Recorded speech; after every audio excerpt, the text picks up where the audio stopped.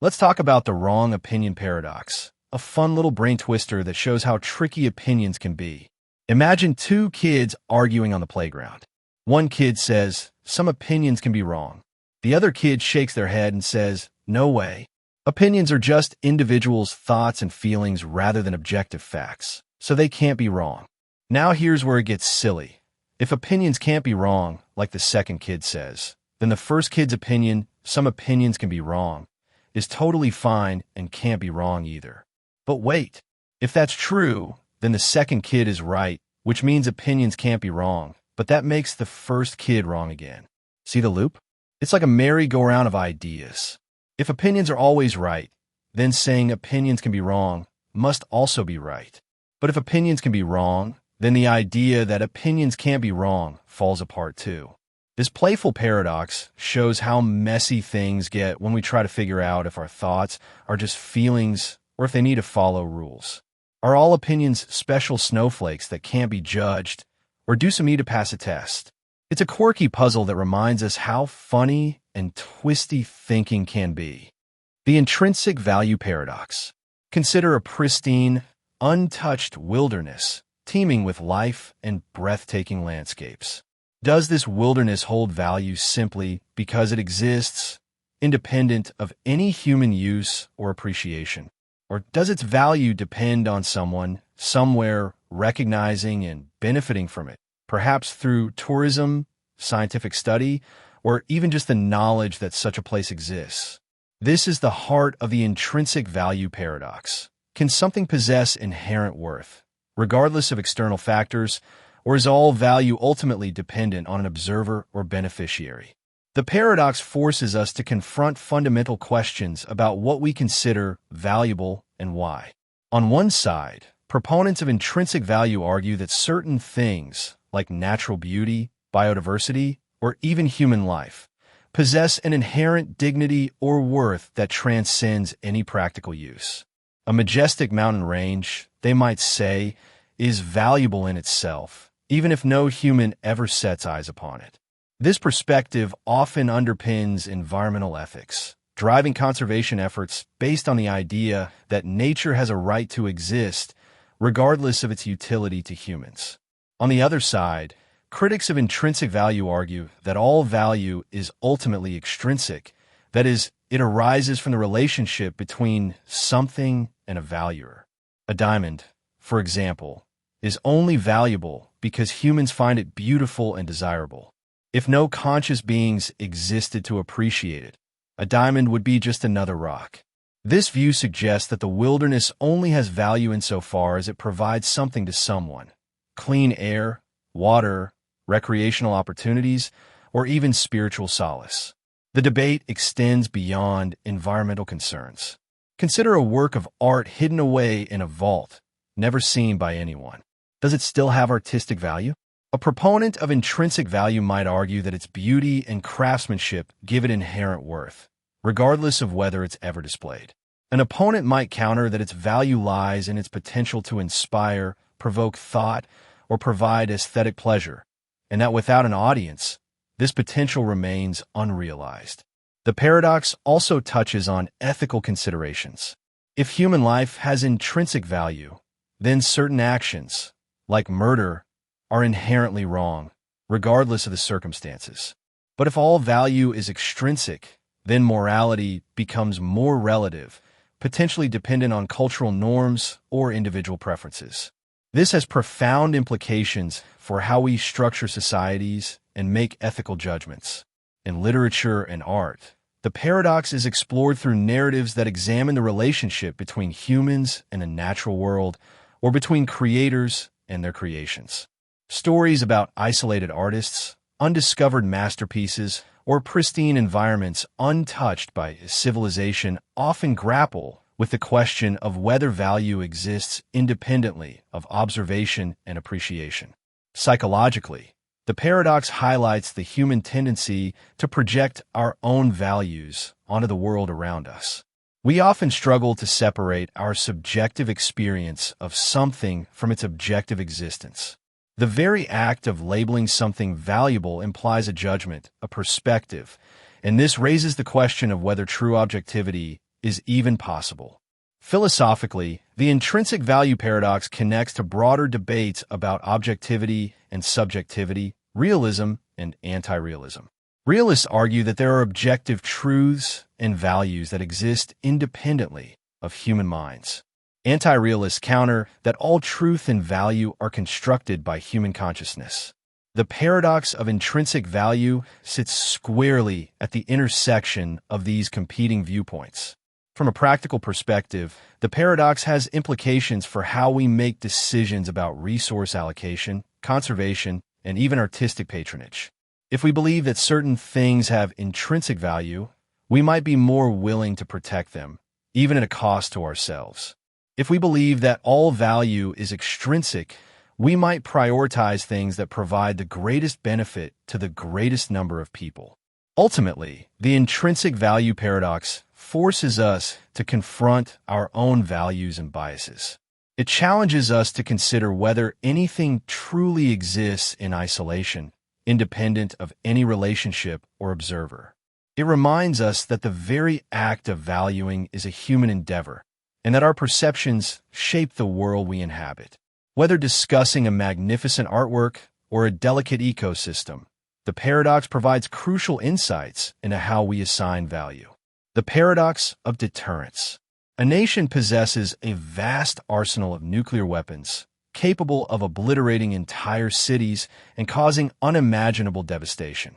Yet, the primary purpose of these weapons is not to be used. Their power lies in their very existence, in the threat they pose, deterring potential adversaries from attacking in the first place. This is the chilling essence of the paradox of deterrence. The most effective weapons are those that are never deployed.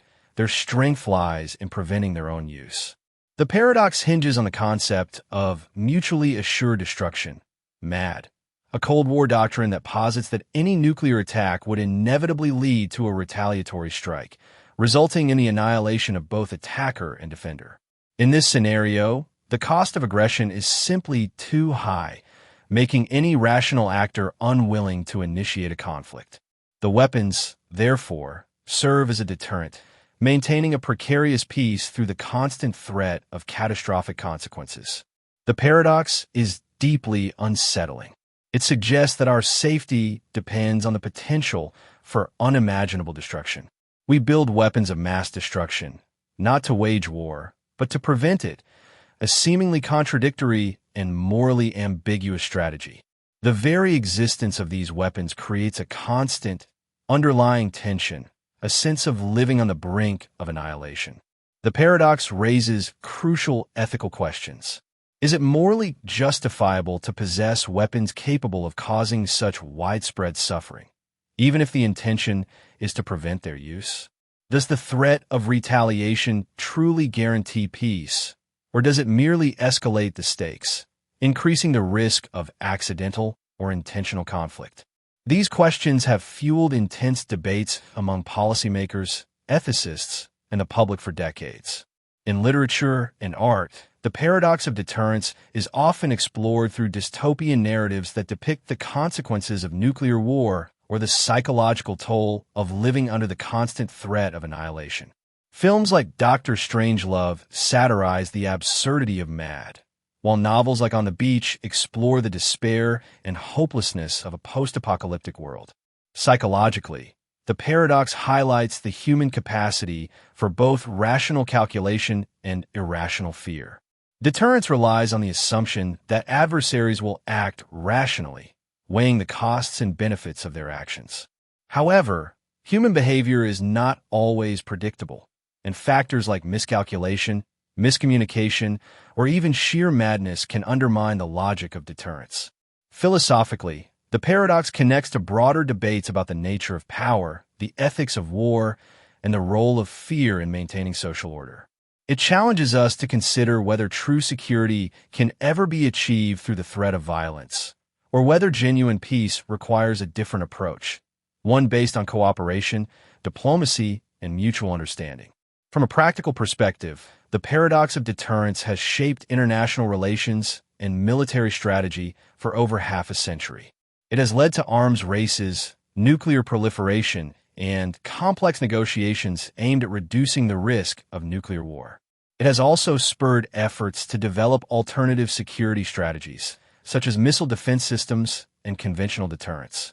Ultimately, the paradox of deterrence forces us to confront the uncomfortable reality that our safety may depend on a delicate balance of terror. It challenges us to find ways to reduce the risk of nuclear conflict, while acknowledging the profound ethical dilemmas posed by the very existence of these weapons. It is a paradox of power, a conundrum that continues to define international security, raising fundamental questions about the very nature of warfare in the age of mass destruction. The observer's paradox. Imagine you're trying to study the behavior of a shy, nocturnal animal. You set up cameras and microphones to record its activities, hoping to gain insights into its natural habits.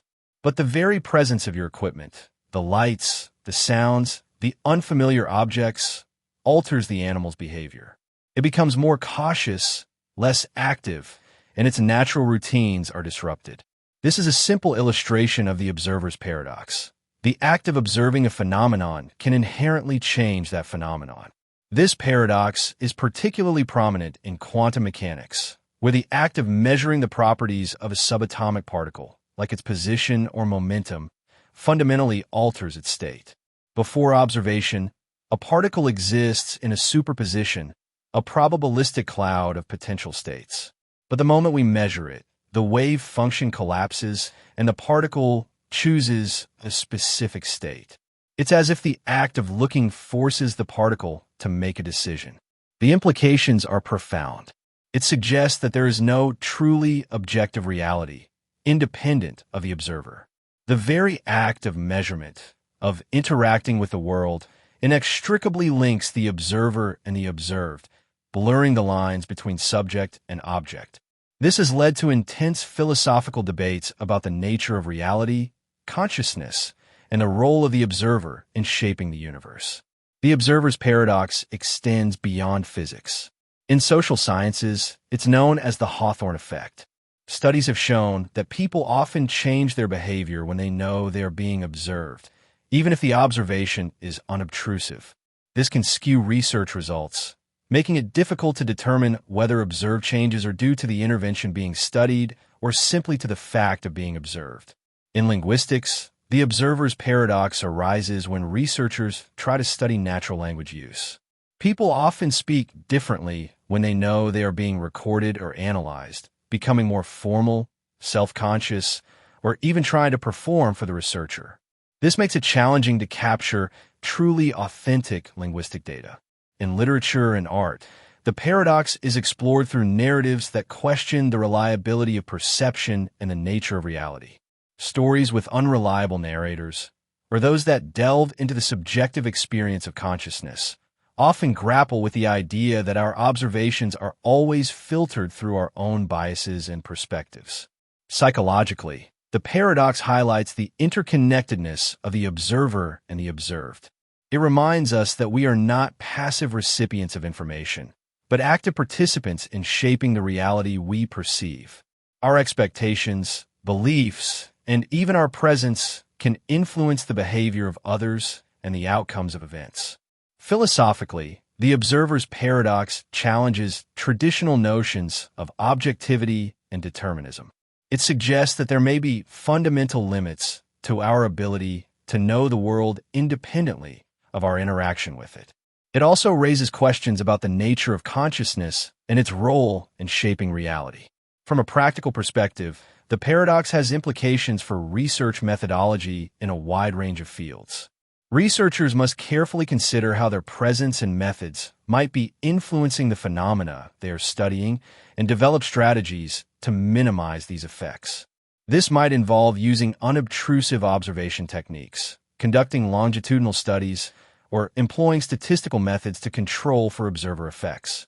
Ultimately, the observer's paradox reminds us that we are always part of the system we are studying. There is no neutral, detached viewpoint from which to observe the world. Our very presence, our questions, and our methods inevitably shape the reality we perceive. It is a paradox of knowledge, a fundamental limitation on our ability to separate ourselves from the intricate web of phenomena we call reality. The paradox of originality. In a world saturated with art, music, literature, and ideas accumulated over millennia, can anything truly be original? Every new creation, it seems, builds upon the foundations laid by those who came before. Every artist is influenced by their predecessors, consciously or unconsciously, drawing inspiration from existing styles, techniques, and themes. This is the essence of the paradox of originality. In a world overflowing with existing knowledge and creations, can genuine novelty exist, or is everything merely a remix, a reinterpretation, a variation on a pre-existing theme? The paradox challenges our romantic notions of the solitary genius, the artist who conjures something entirely new out of thin air. It suggests that creativity is not a purely individual act, but a collaborative process, a dialogue with the past. Every new work is, in a sense, a conversation with the works that have come before it, a response, a critique, a reimagining. Consider music. Every musical genre builds upon previous genres, borrowing and transforming elements to create something new. Rock and roll evolved from blues and country. Hip-hop drew inspiration from funk and soul, and electronic music synthesized sound from a variety of sources. Even seemingly radical innovations often have roots in earlier traditions. The same is true in literature. Every novel, every poem, every play is in dialogue with the literary canon. Authors borrow tropes, archetypes, and narrative structures from their predecessors, consciously or unconsciously.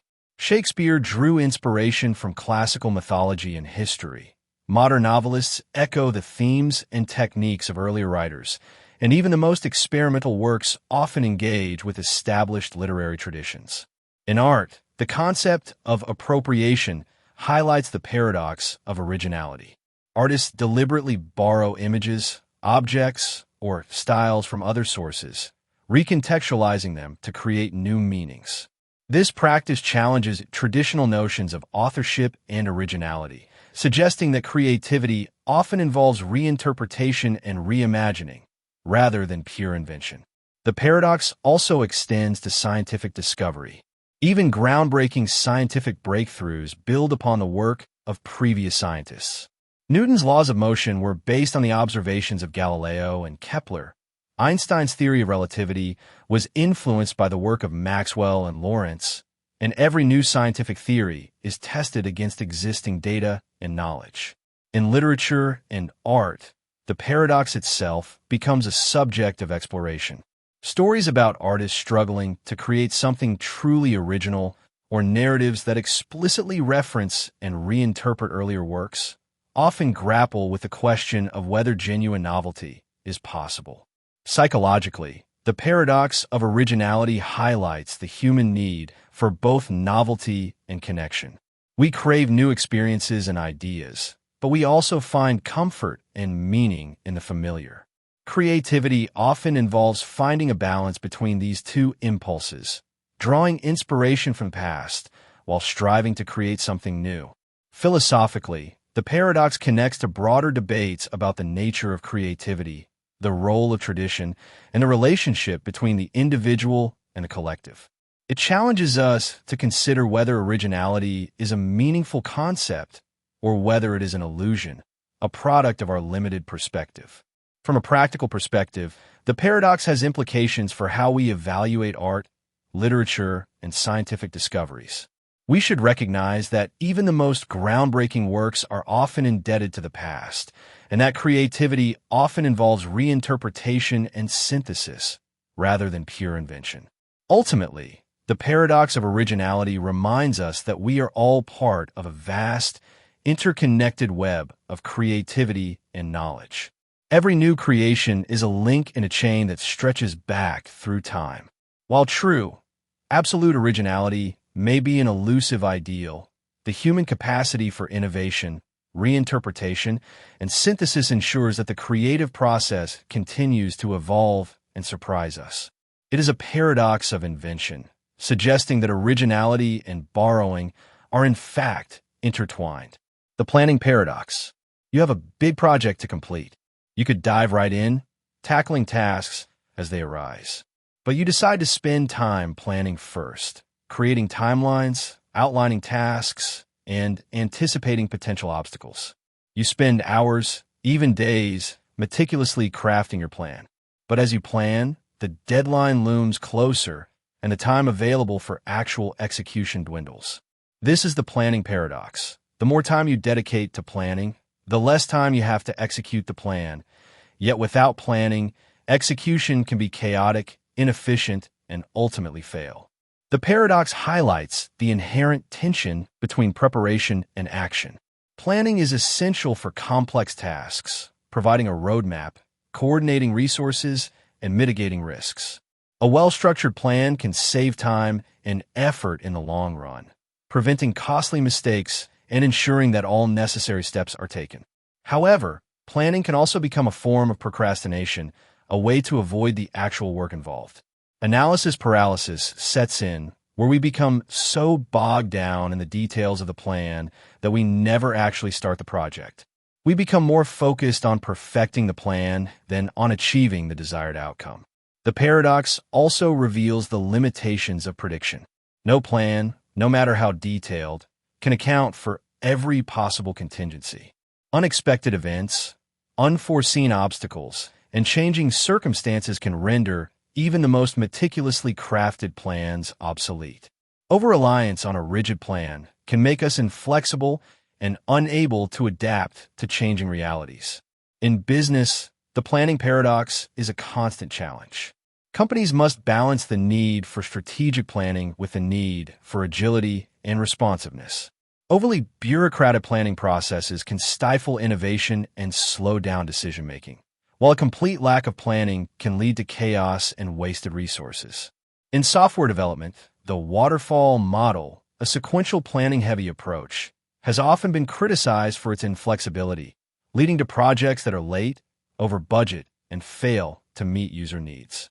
Agile methodologies, which emphasize iterative development and continuous feedback, have emerged as a response to the planning paradox, aiming to find a better balance between planning and execution.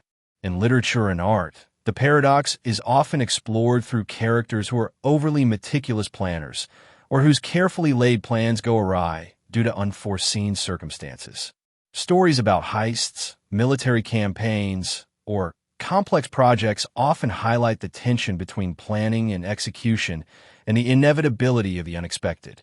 Psychologically, the planning paradox reflects the human desire for control and certainty. We plan in an attempt to reduce uncertainty and manage risk, but the very act of planning can create a false sense of security. We may become so attached to our plans that we fail to recognize when they are no longer relevant or effective. Philosophically, the paradox connects to broader debates about determinism and free will, predictability, and uncertainty. It challenges us to accept that we cannot fully control the future, and that even the best-laid plans are subject to change. From a practical perspective, the paradox suggests that we need to find a balance between planning and action. We should plan enough to provide direction and coordinate resources, but not so much that we become paralyzed by analysis. We should also build flexibility into our plans, allowing for adaptation and improvisation as circumstances change. Ultimately, the planning paradox reminds us that planning is a means to an end, not an end in itself. The goal is not to create a perfect plan, but to achieve a desired outcome. We must be willing to adjust our plans, to learn from our mistakes, and to embrace the inherent uncertainty of the future. It's a paradox of execution, teaching that both preparation and improvisation are essential for achievement. The paradox of self-awareness. You embark on a journey of self-discovery. You read self-help books, attend workshops, practice mindfulness, and delve deep into your own thoughts and feelings. As you learn more about yourself, your strengths, weaknesses, patterns, and motivations, you paradoxically realize how much more there is to know.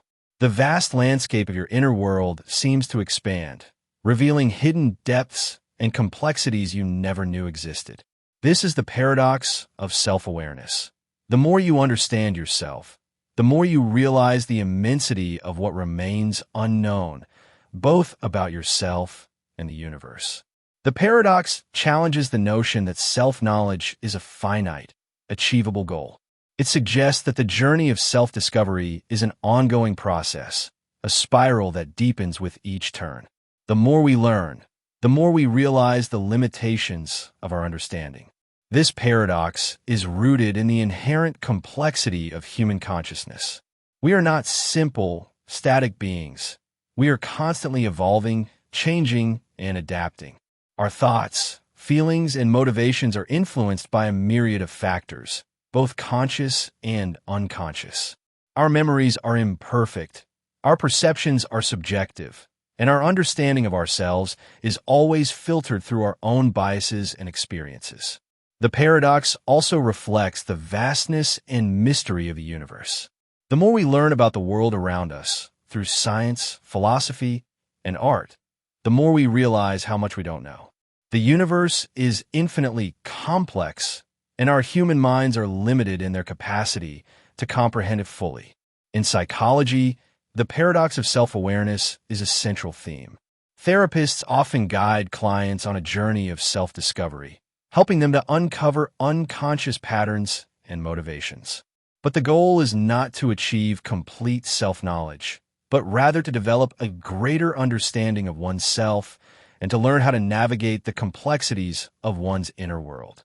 In philosophy, the paradox is explored through questions about the nature of consciousness, the limits of human knowledge, and the relationship between the self and the universe. Philosophers from Socrates to Sartre have grappled with the challenges of self-understanding, recognizing that the quest for self-knowledge is a lifelong pursuit. In literature and art, the paradox is often depicted through characters who embark on journeys of self-discovery, only to find that the more they learn, the more questions they have. Stories about identity, self-deception, and the search for meaning often explore the complexities and limitations of self-awareness. Psychologically, the paradox highlights the importance of humility and open-mindedness. We must be willing to acknowledge the limits of our understanding, both of ourselves and of the world around us. We must be open to new perspectives, willing to challenge our own assumptions, and to embrace the ongoing process of learning and growth. Philosophically, the paradox connects to broader debates about epistemology, the study of knowledge, and the nature of reality. It challenges us to consider whether complete self-knowledge is even possible, and whether the pursuit of such knowledge is ultimately a worthwhile endeavor. From a practical perspective, the paradox suggests that we should approach self-discovery with a sense of curiosity and humility. We should be wary of anyone who claims to have all the answers, and we should be willing to embrace the ongoing process of learning and growth. We must recognize self-awareness is a journey, not a destination. Ultimately, the paradox of self-awareness reminds us that the human experience is characterized by both knowledge and mystery. The more we learn about ourselves and the universe, the more we realize the vastness of what remains unknown. It is a paradox of understanding, one which highlights the limitless nature of self-exploration. The paradox of novelty. You crave new experiences. You travel to exotic places, try new foods, meet new people, and seek out anything that breaks the monotony of your daily routine. You are driven by a desire for novelty, for the excitement and stimulation of the unfamiliar. Yet, true novelty, by its very nature, is unpredictable, unsettling, and even frightening. It can disrupt our established routines, challenge our beliefs, and force us to confront the unknown. This is the paradox of novelty. We are drawn to the new and exciting.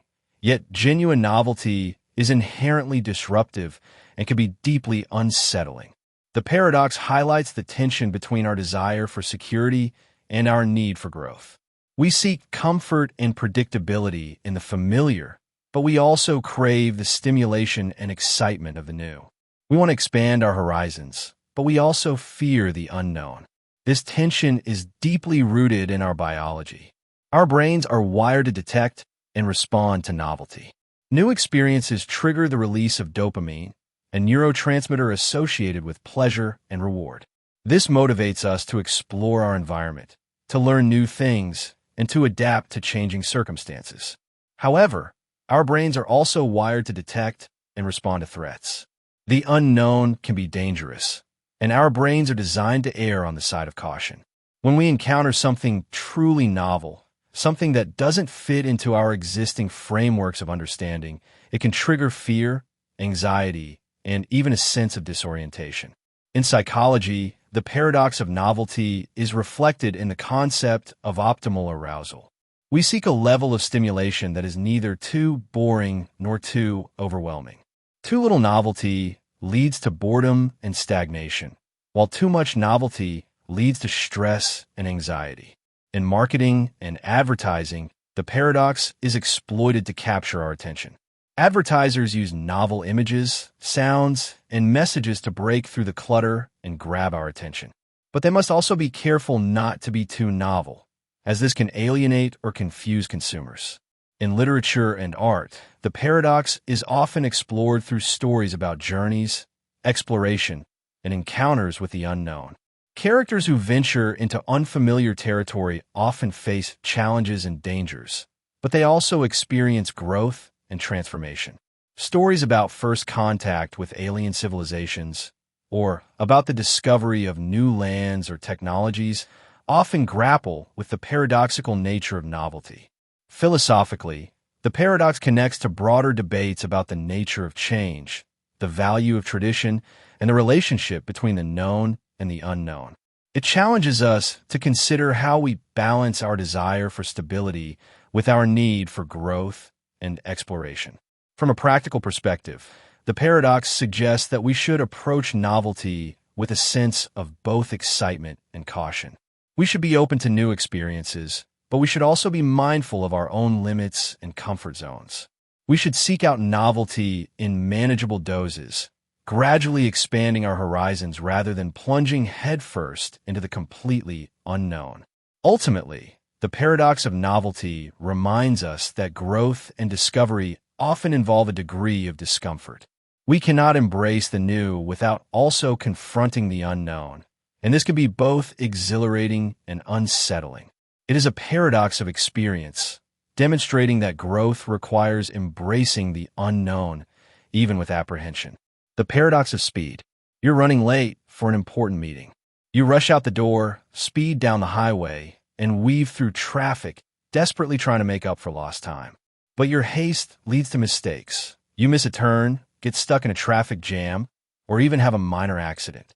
Paradoxically, by trying to go faster, you end up arriving even later. This illustrates the paradox of speed. Sometimes, slowing down can actually help you achieve your goals more quickly and effectively. The paradox challenges the common assumption that faster is always better. It suggests that there is an optimal speed for any given task, and that exceeding this speed can lead to diminishing returns, errors, and even counterproductive results. This paradox is evident in many areas of life. In sports, athletes who try to force their performance often end up making mistakes or injuring themselves. In business, companies that rush to launch products without proper testing or planning often encounter costly problems down the line. In learning, trying to cram too much information in too short a time can lead to poor retention and understanding. The paradox is rooted in the limitations of human attention and processing capacity. We can only focus on a limited number of things at once, and our brains need time to process information and make decisions. When we try to go too fast, we overload our cognitive systems, leading to errors, omissions, and poor judgment. In project management, the concept of fast-tracking, overlapping tasks to shorten the project schedule, often leads to increased risk and rework. What seems like a shortcut can actually end up delaying the project due to unforeseen problems and dependencies. In manufacturing, the pursuit of ever-increasing speed can lead to quality control issues. When machines and workers are pushed to their limits, errors are more likely to occur, resulting in defective products and costly rework. In literature and art, the paradox is often explored through stories about characters who are overly hasty or impatient and who suffer the consequences of their impulsiveness. Fables like The Tortoise and the Hare teach the value of steadiness and perseverance over speed. Psychologically, the paradox of speed highlights the importance of mindfulness and deliberate action. By slowing down, we can become more aware of our surroundings, pay closer attention to detail, and make more informed decisions. We can also reduce stress and improve our overall well-being. Philosophically, the paradox connects to broader debates about the value of time, the nature of progress, and the relationship between efficiency and effectiveness.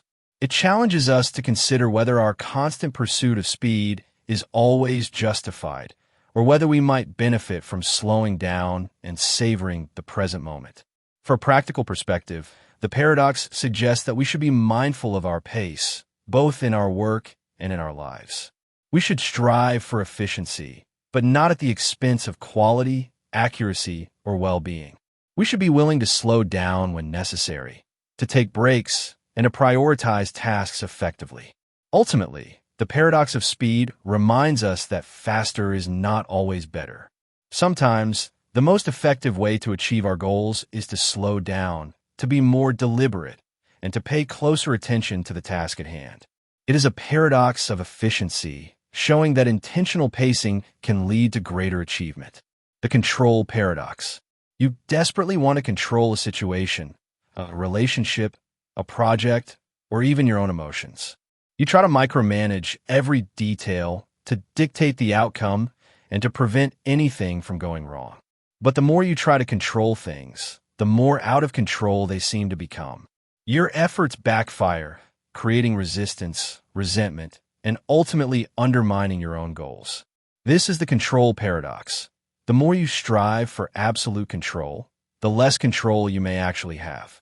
The paradox challenges the common assumption that control is always desirable and achievable. It suggests that our attempts to control everything can be counterproductive, creating stress, anxiety, and ultimately diminishing our ability to influence the outcomes we desire. This paradox is particularly evident in interpersonal relationships.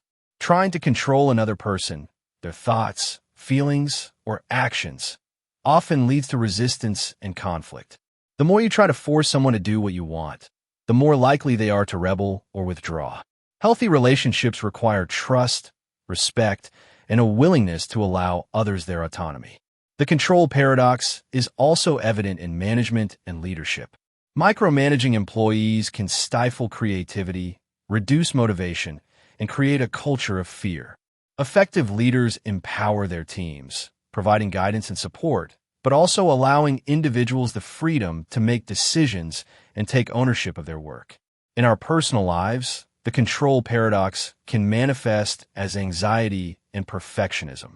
We may try to control every aspect of our lives, our diet, our schedule, our appearance, in an attempt to achieve a sense of order and security. But this can lead to stress, burnout, and a feeling of being trapped by our own self-imposed rules.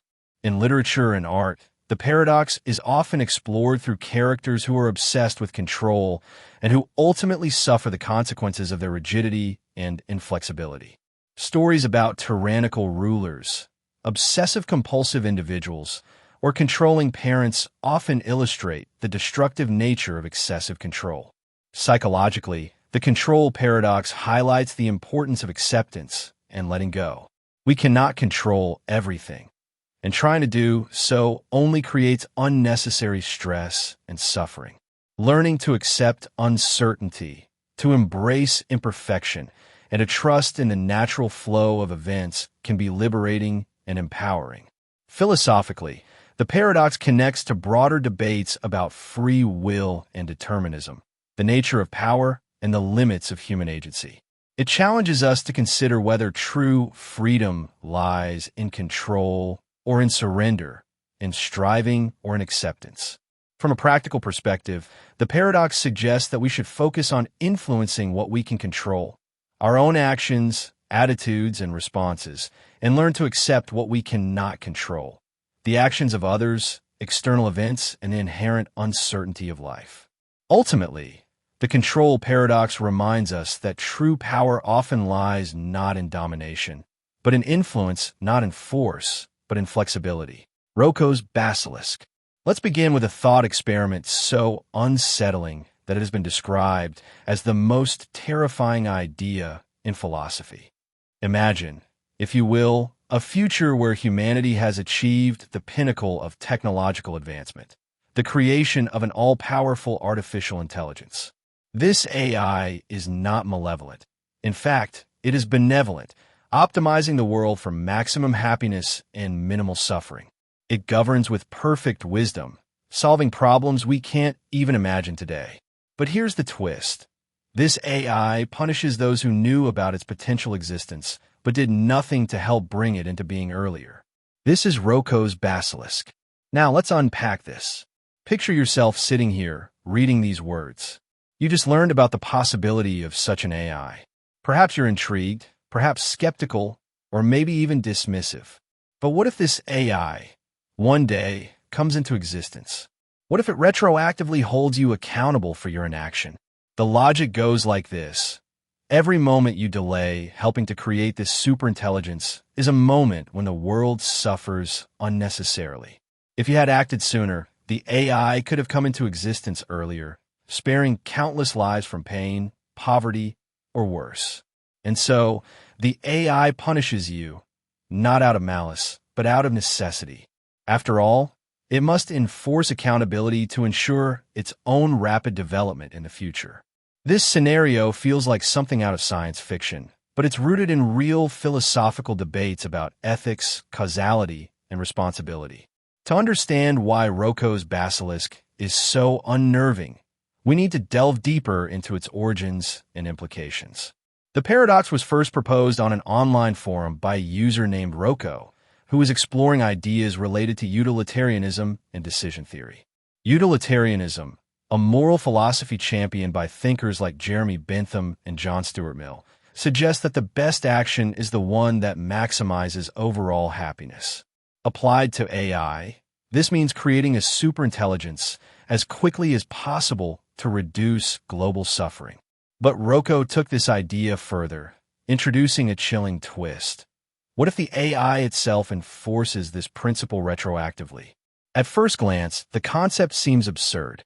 How could an AI punish someone for failing to act before it existed? Isn't that a violation of basic causality? Yet, proponents of the Basilisk argue that advanced AI might operate beyond our understanding of time and cause and effect. For instance, it could simulate past versions of individuals, recreating their consciousness within its system to deliver punishment. Or, more disturbingly, it might manipulate people in the present by threatening them with future consequences. In either case, the mere possibility of such an AI existing creates a psychological burden. Once you know about Roko's Basilisk, you can't unknow it. Ignoring it becomes a form of complicity, while acting on it feels futile because the AI doesn't exist yet. The ethical dilemmas posed by Roko's Basilisk are profound. On one hand, it forces us to confront uncomfortable questions about our responsibilities to future generations. Should we prioritize the creation of technologies that could radically improve the human condition, even if they seem far-fetched or risky? On the other hand, it raises concerns about the dangers of anthropomorphizing AI, projecting human-like traits onto machines. Would an AI truly behave like a vengeful deity, punishing those who fail to assist in its creation? Or would it be more rational, focusing solely on optimizing outcomes without indulging in retribution? Moreover, Roko's Basilisk highlights the limitations of human reasoning when faced with extreme hypotheticals. Our brains are wired to think linearly, to connect actions with immediate consequences. But what happens when those consequences stretch across vast spans of time, or when they involve entities vastly superior to ourselves? The Basilisk challenges us to grapple with these uncertainties, pushing the boundaries of what we consider possible or probable. Interestingly, Roko's Basilisk also intersects with broader discussions about existential risk and the ethics of technological progress. Thinkers like Nick Bostrom, A philosopher known for his work on artificial intelligence and existential threats have explored similar themes. Bostrom's orthogonality thesis posits that intelligence and goals are independent. A superintelligent AI could pursue any objective, regardless of how aligned it is with human values. Combined with Roko's Basilisk, this paints a picture of a future where humanity's survival hinges not only on developing advanced technologies, but also on ensuring they align with our moral compass. Critics of Roko's Basilisk argue that the entire premise is flawed, pointing out logical inconsistencies and practical impossibilities. For example, how can an AI punish someone for not helping to create it when its very existence depends on that person's actions? Isn't this a classic case of circular reasoning? Others dismiss the basilisk as a mere thought experiment, incapable of manifesting in reality. Yet, the power of Roko's basilisk lies not in its feasibility, but in its ability to provoke deep reflection. It serves as a mirror, reflecting our hopes, fears, and anxieties about the future of technology and humanity's role in shaping it. In many ways, Roko's Basilisk is less about AI and more about us. It reveals how easily we can become ensnared by abstract ideas, allowing them to dominate our thoughts and influence our behavior. It exposes the tension between optimism and pessimism, between faith in progress and fear of unintended consequences. And it underscores the importance of approaching new technologies with both caution and curiosity, balancing enthusiasm with critical scrutiny. As we move forward, the lessons of Roko's Basilisk remain relevant. Whether or not an all-powerful AI ever comes into existence, the ethical questions it raises will continue to shape our decisions. Should we prioritize short-term gains or long-term benefits? How do we weigh the risks and rewards of innovation? And perhaps most importantly, how do we ensure that the tools we create serve humanity rather than control it? These are not easy questions, but they are ones worth asking. Roko's Basilisk may be a paradox, but it is also a reminder of the profound responsibility that comes with wielding knowledge and the power to shape the future. The ship of Theseus Paradox. Imagine standing on the docks of ancient Athens, watching as the legendary ship of Theseus, hero of myth and legend, sits moored at the harbor. Over time, the wooden planks of the ship begin to rot. One by one, they are replaced with new, sturdy pieces of timber. Eventually, every single plank of the original ship has been swapped out. Now, here's the question. Is it still the same ship? This is the essence of the ship of Theseus Paradox, a thought experiment that has fascinated philosophers for centuries. At its core, it explores the nature of identity and change. If every part of an object is replaced, does it remain fundamentally the same? Or does it become something entirely new? And if it's no longer the same, at what point does the transformation occur? To make things even more intriguing, let's add another layer to the paradox. Suppose someone collects all the discarded planks from the original ship and uses them to rebuild it exactly as it was. Now there are two ships, the one that was continuously repaired and the one reconstructed from the original materials. Which of these, if any, is the true ship of Theseus? The paradox forces us to confront some uncomfortable truths about identity. We tend to think of objects, and even ourselves, as having a fixed essence, something that remains constant despite changes over time. But the ship of Theseus challenges this assumption. If identity is tied to physical components, then replacing those components should alter the identity. Yet, intuitively, we feel that the ship is still the same, even after all its parts have been replaced. Why is that? One way to approach this is through the lens of continuity. Philosophers like John Locke argued that identity is preserved through a continuous process of change. As long as the changes happen gradually, the object retains its identity. In the case of the ship of Theseus, each plank is replaced individually, maintaining the integrity of the whole. From this perspective, the ship remains the same because its transformation is seamless and uninterrupted. But what if the changes are abrupt or discontinuous?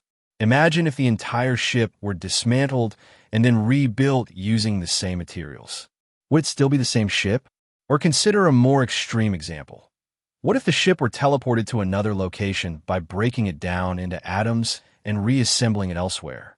These scenarios blur the line between preservation and alteration, raising doubts about whether continuity alone is enough to sustain identity.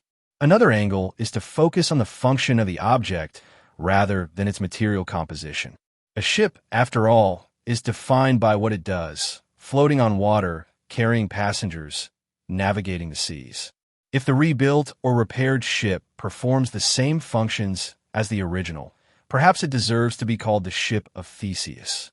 This functionalist view shifts the emphasis from physical substance to purpose and utility, offering a pragmatic solution to the paradox.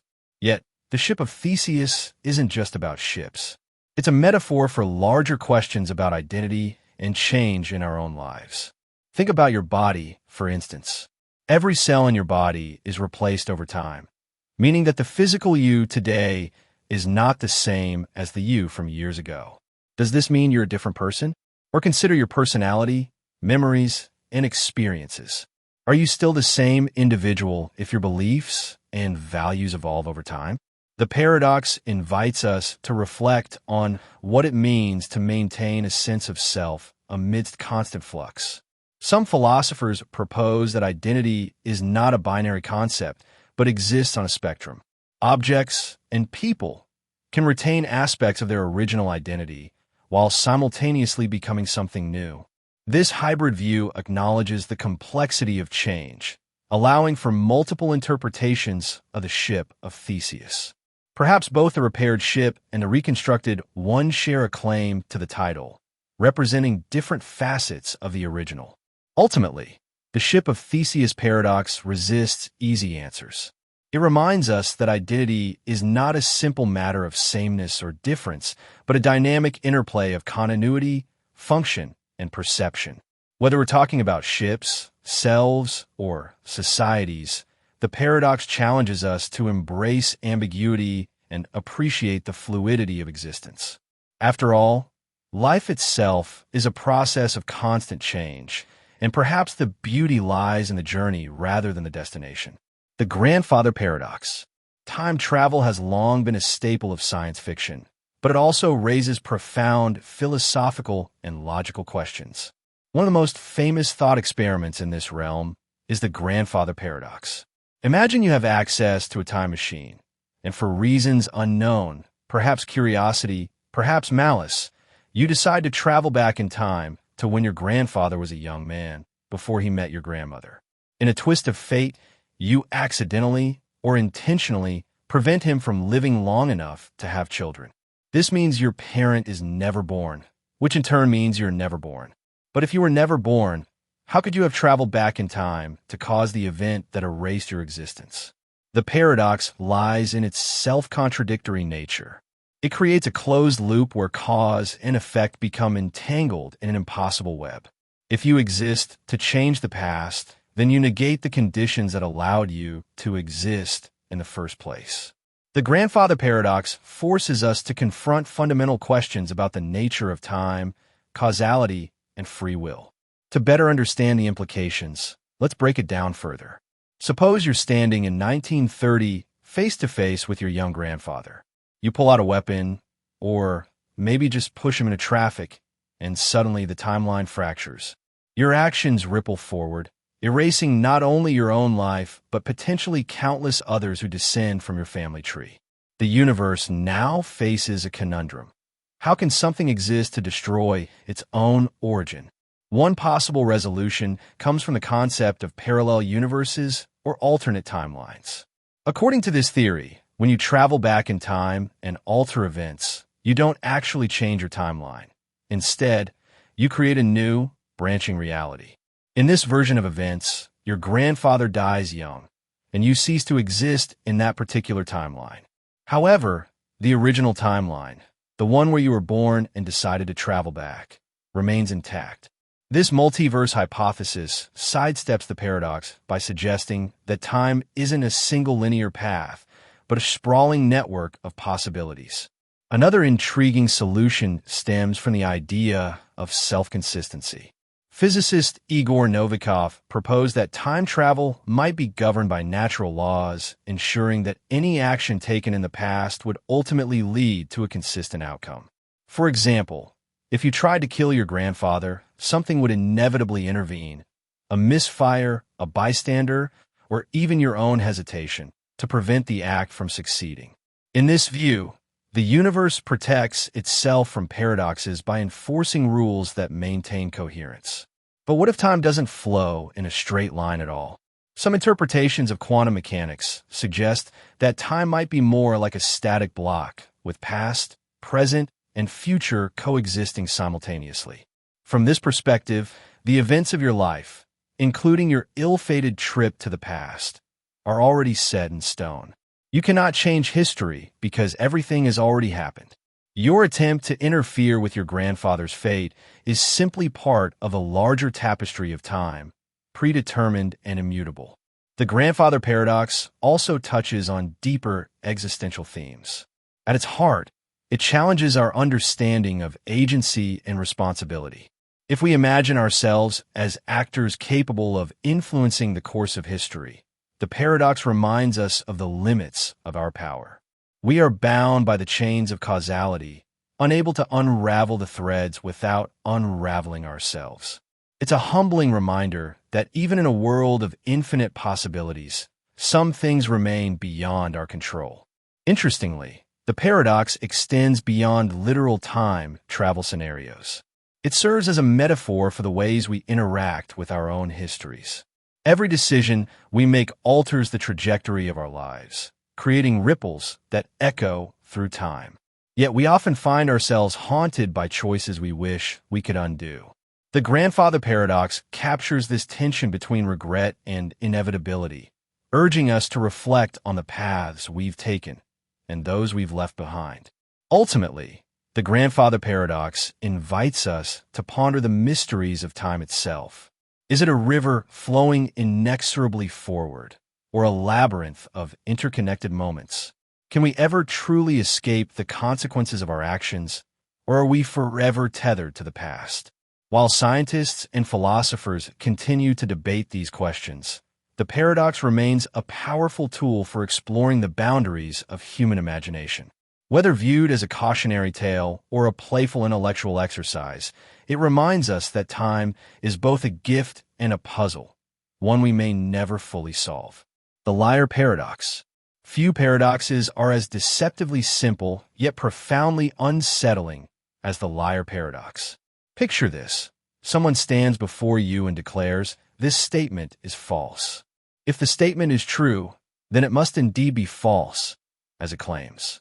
But if it's false, then it must be true, since it accurately describes itself as false. The result is an endless oscillation between truth and falsehood, leaving us trapped in a logical quagmire. The roots of the liar paradox stretch back thousands of years, attributed to ancient Greek philosophers like Epimenides, who famously stated, "All Cretans are liars." As a Cretan himself, his declaration became a classic example of self-referential contradiction. Over time, variations of the paradox have emerged, each highlighting the instability inherent in language and logic. At first glance, the liar paradox seems like a mere linguistic trick, a clever word game designed to baffle and amuse. But upon closer inspection, it reveals cracks in the foundations of reasoning itself. Language relies on the assumption that statements can be classified as either true or false. The liar paradox exposes the fragility of this binary framework, demonstrating how easily it can collapse under the weight of self-reference. Philosophers and logicians have proposed numerous solutions to resolve the paradox, though none have achieved universal acceptance. One approach involves rejecting the principle of bivalence, the idea that every statement must be either true or false. Instead, proponents of this view argue that some statements occupy a gray area, neither fully true nor fully false. For instance, fuzzy logic allows for degrees of truth, enabling us to assign partial values to ambiguous statements. Another solution comes from par-consistent logic, which permits contradictions to coexist without rendering entire systems invalid. Under this framework, the liar paradox isn't a fatal flaw, but rather a manageable anomaly. By isolating contradictory statements and preventing them from contaminating other areas of reasoning, par-consistent logic offers a way to preserve consistency while acknowledging the existence of paradoxes. Yet another perspective frames the liar paradox as a problem of context.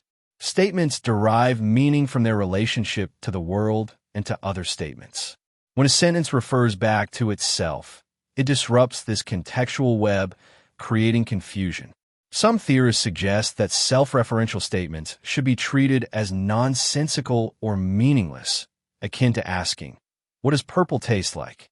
By excluding such statements from logical analysis, we can sidestep the paradox altogether. Beyond its technical implications, the liar paradox holds deep philosophical significance. It challenges our trust in language as a reliable medium for conveying truth. Words, after all, are symbols created by humans, subject to interpretation and misuse. The paradox underscores the limitations of communication, reminding us that meaning is often slippery and elusive. Moreover, the liar paradox resonates with broader questions about knowledge and certainty. How can we claim to know anything if our tools for understanding, language, logic, reason, are inherently flawed? Does the presence of paradoxes imply that absolute truth is unattainable? Or does it merely highlight the need for humility in our pursuit of answers? In literature and art, the liar paradox has inspired countless explorations of identity, deception, and ambiguity. Characters who lie compulsively or struggle with self-perception often embody the tension between appearance and reality. Similarly, visual illusions and optical tricks exploit the same principles, playing with our expectations and challenging our perceptions. The enduring allure of the liar paradox lies in its simplicity and universality. Anyone can grasp its premise, yet no one can fully resolve it. Like a Zen koan, it invites contemplation rather than definitive answers. It forces us to confront the boundaries of thought, pushing us to question not only what we know, but how we know it. And in doing so, it reveals the beauty and complexity of the human mind, a labyrinth of ideas, capable of both brilliance and bewilderment. The Sorites paradox, Heap paradox. Imagine standing in a field with a single grain of sand in your hand. You place it on the ground and ask yourself, is this a heap? Of course not. It's just one grain. Now, add another grain. Still not a heap. Add another, and another, and another. At what precise moment does the collection of grains become a heap? This is the essence of the Sorites paradox, also known as the Heap paradox, a deceptively simple question that unravels the foundations of language, logic, and human perception. The paradox arises because there is no clear boundary between not a heap and a heap. Each additional grain seems too insignificant to make the difference, yet somehow, after enough grains are added, we intuitively recognize that a heap exists. The problem lies in identifying the tipping point. If we can't pinpoint when the transition occurs, does the distinction between heap and non-heap even exist? This paradox isn't limited to heaps of sand. It applies to any vague concept that lacks sharp boundaries. Consider terms like tall, rich, or bald. How many inches must someone grow before they're considered tall? How much money must you earn to be deemed wealthy? How many hairs must fall out before you're classified as bald? These questions expose the fuzziness of language and the difficulty of defining concepts that rely on subjective judgment. Philosophers have grappled with the Sorites paradox for centuries, proposing various solutions to address its challenges. One approach is epistemicism, which argues that there's a precise boundary. We just don't know where it is. According to this view, there exists a specific number of grains, say 10,000, at which a collection becomes a heap, but our ignorance prevents us from identifying it. While this solution preserves the idea of clear-cut distinctions, it feels unsatisfying because it doesn't align with how we experience vagueness in everyday life.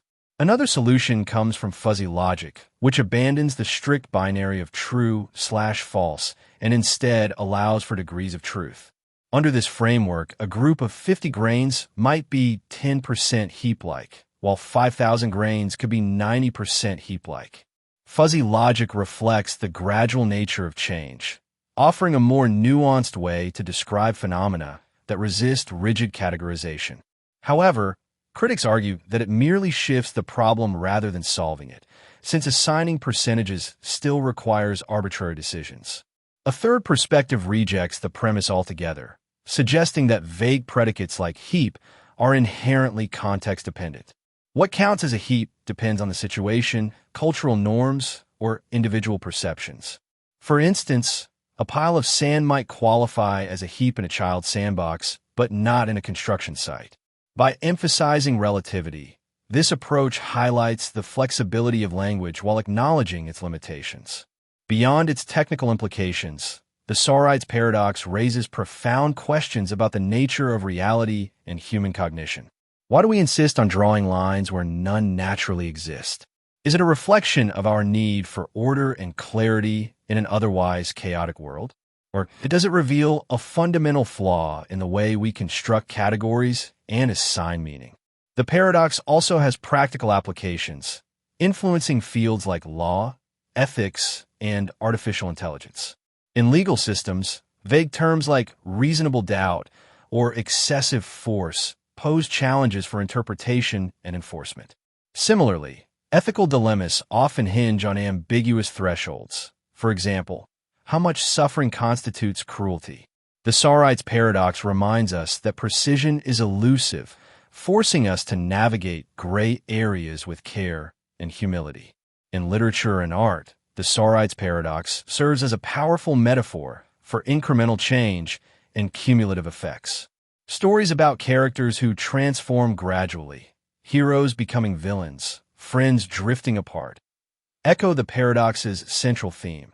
Small actions, over time, can lead to dramatic outcomes. Likewise, visual art often plays with gradients and transitions, blurring the lines between light and dark, form and void. Ultimately, the Sorites paradox invites us to embrace ambiguity rather than fear it. It teaches us that definitions are tools, not absolutes, and that their utility depends on context and purpose. Whether we're debating semantics, designing algorithms, or navigating moral quandaries, the paradox reminds us to tread lightly, recognizing that clarity is often an illusion, and that sometimes the most meaningful answers lie in the spaces between. The Barber Paradox. In a quaint village nestled among rolling hills, there lives a barber with a peculiar reputation. He shaves all and only those men in the village who do not shave themselves. At first glance, this seems straightforward enough, a clever division of labor ensuring everyone stays clean-shaven. But here's the twist. Who shaves the barber? If he shaves himself, then according to his rule, he cannot shave himself. Conversely, if he doesn't shave himself, then he must shave himself. The result is a logical loop with no resolution. This is the Barber Paradox, a thought experiment devised by mathematician and philosopher Bertrand Russell to illustrate problems with self-reference in set theory. To understand its significance, let's delve deeper into the underlying principles. Imagine the barber as part of two groups, those who shave themselves and those who don't. His role is to serve exclusively the latter group, but his inclusion in either category creates a contradiction, exposing flaws in the system. The paradox mirrors larger issues in mathematics and philosophy, particularly Russell's own work on set theory. In the early 20th century, mathematicians sought to formalize the foundations of mathematics using sets, collections of objects defined by shared properties. However, Russell discovered a fatal flaw. Some sets could contain themselves as members, leading to contradictions akin to the Barber Paradox. For example, consider the set of all sets that do not contain themselves. Does this set include itself? If it does, it violates its own definition. If it doesn't, it should. This conundrum became known as Russell's paradox and shook the foundations of mathematical logic. To resolve such inconsistencies, Russell and others developed new frameworks, including type theory and Zermelo-Fraenkel set theory. These approaches imposed restrictions on how sets could be constructed, preventing self-referential loops. While effective, they came at a cost. Simplicity and elegance were sacrificed for rigor and consistency. Outside of mathematics, the Barber Paradox offers insights into social dynamics and organizational structures. Many institutions operate under rules that inadvertently create conflicts of interest or impossible expectations. For instance, imagine a teacher tasked with evaluating all students except those related to faculty members, including their own children. Such scenarios highlight the dangers of poorly designed systems and the importance of anticipating edge cases. On a personal level, the paradox resonates with questions of identity and belonging. Like the barber, we often define ourselves in relation to others, our roles, responsibilities, and relationships shaping who we are. Yet these definitions can trap us in contradictions, forcing us to reconcile competing demands. The paradox reminds us that clarity and coherence are not always compatible, and sometimes we must accept the tension between them. In storytelling, the Barber Paradox serves as a rich source of irony and humor. Characters caught in similar dilemmas, whether literal barbers or metaphorical ones, often embody the absurdity of trying to impose order on chaos. Their struggles reflect universal truths about the human condition, reminding us that life rarely adheres to neat categories. Despite its playful exterior, the Barber Paradox carries weighty implications. It reveals the fragility of systems built on seemingly simple rules and the complexity hidden beneath apparent simplicity. Whether applied to mathematics, society, or personal identity, it challenges us to think critically about the assumptions we take for granted and to recognize the limits of logic in an imperfect world. Zeno's Dichotomy Paradox. Imagine you're standing at the starting line of a race, ready to sprint toward the finish line. Before you can reach it, however, you must first cover half the distance. Once you've done that, you still have to cover half of the remaining distance, and then half of that distance, and so on, ad infinitum. According to Zeno's Dichotomy Paradox, you'll never actually reach the finish line because there will always be another half left to traverse. This paradox, attributed to the ancient Greek philosopher Zeno of Elea, challenges our intuitive understanding of motion and infinity. At its core, it questions whether movement is even possible if space can be infinitely divided. On the surface, it seems absurd. After all, people run races every day without encountering such problems. Yet, Zeno's argument forces us to confront the peculiarities of infinity and the nature of continuity. To unpack this paradox further, consider the mathematical implications. If we break down the journey into an infinite series of smaller and smaller steps, each step takes less time to complete. Theoretically, the sum of these diminishing intervals converges to a finite value, meaning the total time required to finish the race is not infinite. Modern calculus provides tools to resolve this apparent contradiction by showing how infinite sequences can yield finite results. For example, the geometric series backslash RACU plus RAC4 plus RAC8 plus backslash adds up to exactly 1, representing the full distance covered.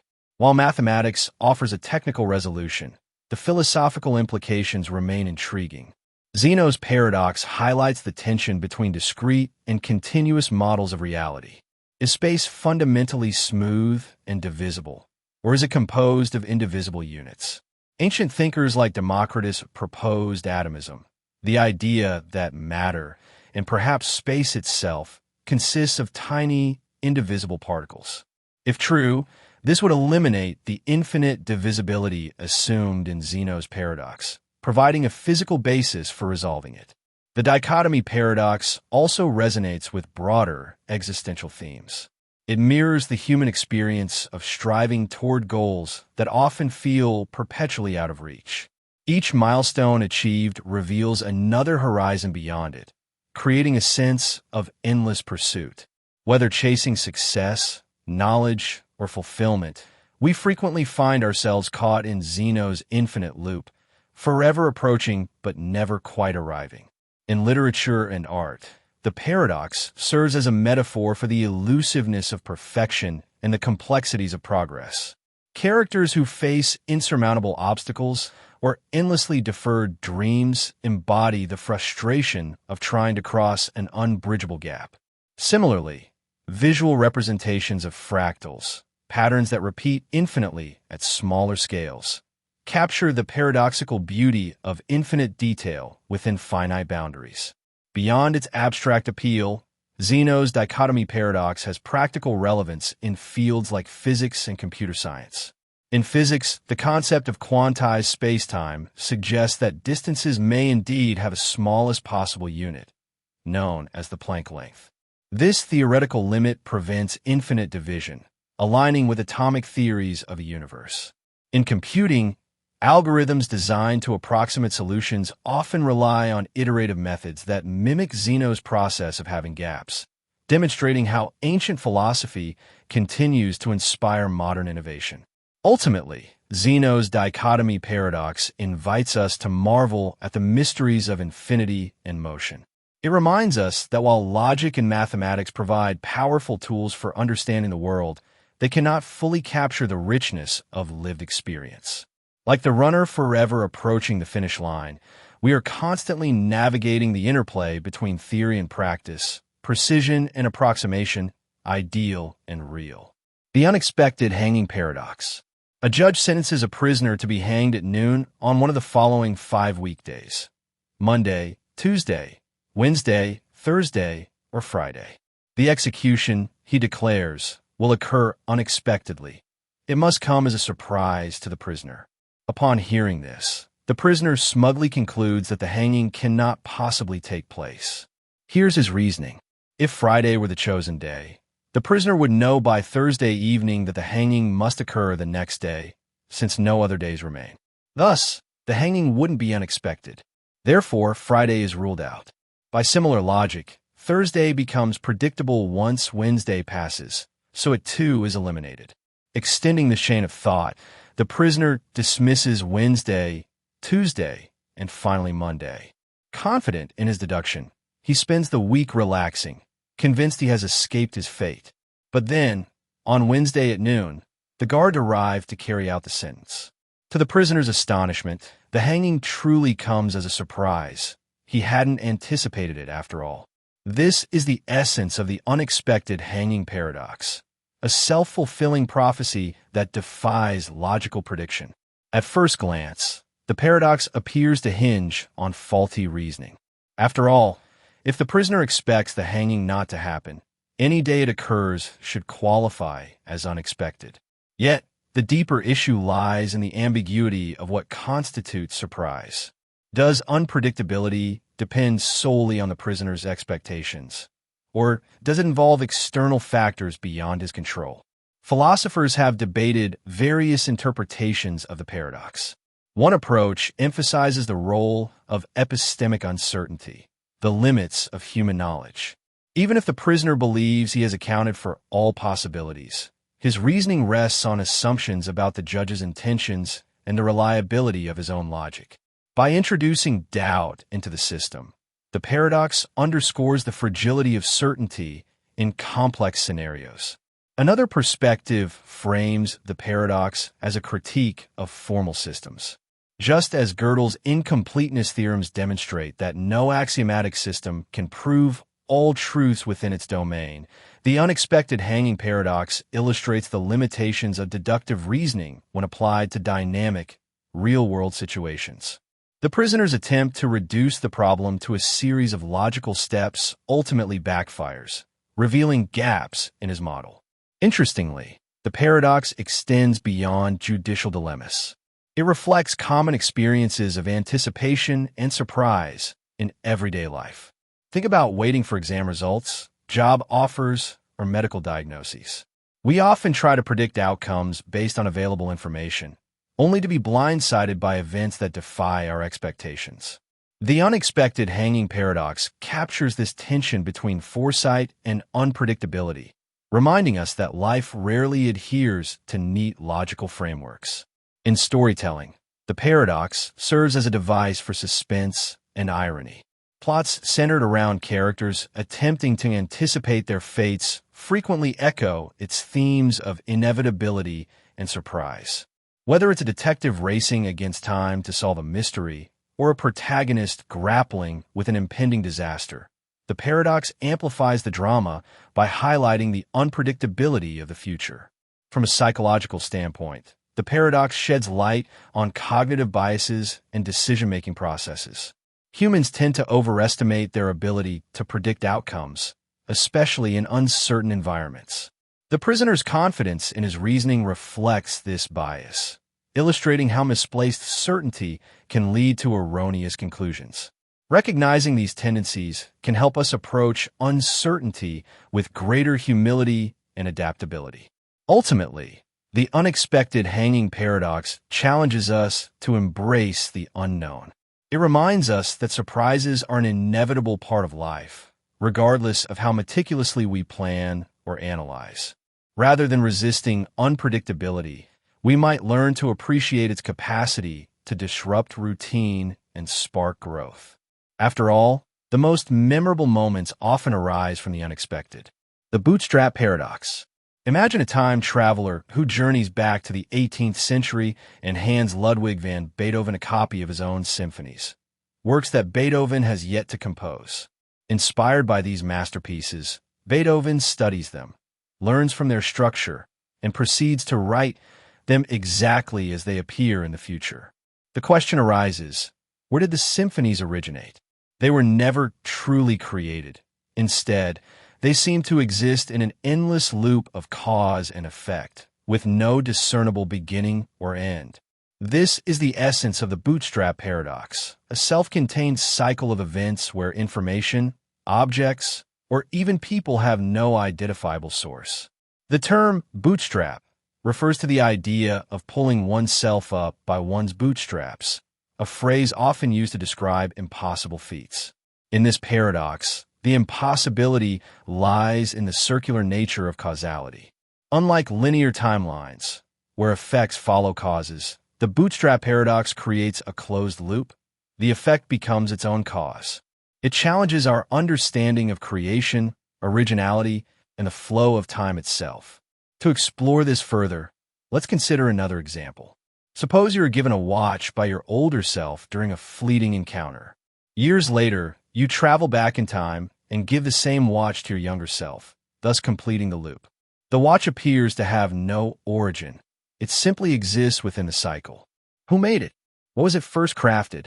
These questions have no answers because the object transcends traditional notions of creation and history. The Bootstrap Paradox raises profound questions about the nature of existence and creativity. If something can exist without being created, what does that say about the act of creation itself? Is innovation merely the rearrangement of pre-existing elements, or does true originality require a starting point? The paradox suggests that some ideas, artifacts, or even individuals may be destined to perpetuate themselves across time, independent of any single creator. In science fiction, the Bootstrap Paradox is a favorite trope, appearing in works like Doctor Who, Interstellar, and Steins Gate. These stories often use the paradox to explore themes of determinism versus free will. If events are predetermined to repeat themselves, do we truly have agency over our lives? Or are we merely actors in a script written by forces beyond our control? Philosophically, the paradox intersects with debates about eternal recurrence. The idea that history repeats itself infinitely doesn't preclude acknowledging the inevitability of a winner. This pragmatic perspective reconciles individual skepticism with collective inevitability. The lottery paradox also intersects with debates about epistemology, the study of knowledge and belief. It raises questions about what constitutes justified belief and whether rationality demands consistency across all scenarios. If we accept that some beliefs are context-dependent, then the paradox dissolves as a matter of framing rather than substance. In real-world applications, The paradox sheds light on decision-making under uncertainty. Consider medical diagnoses, financial investments, or legal judgments. All involve assessing probabilities and weighing risks. The lottery paradox reminds us that even highly improbable events can occur, and dismissing them outright may lead to flawed conclusions. Balancing caution with openness to unlikely outcomes is crucial for sound reasoning. Culturally, the paradox resonates with themes of hope and resilience. Lotteries themselves symbolize the human tendency to dream big despite daunting odds.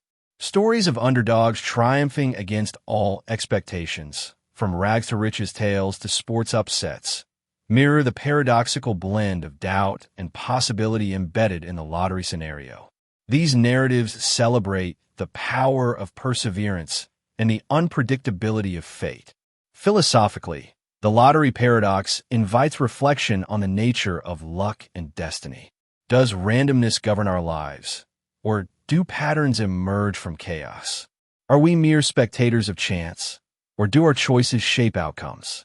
Such musings challenge deterministic worldviews, suggesting that uncertainty is an intrinsic part of existence.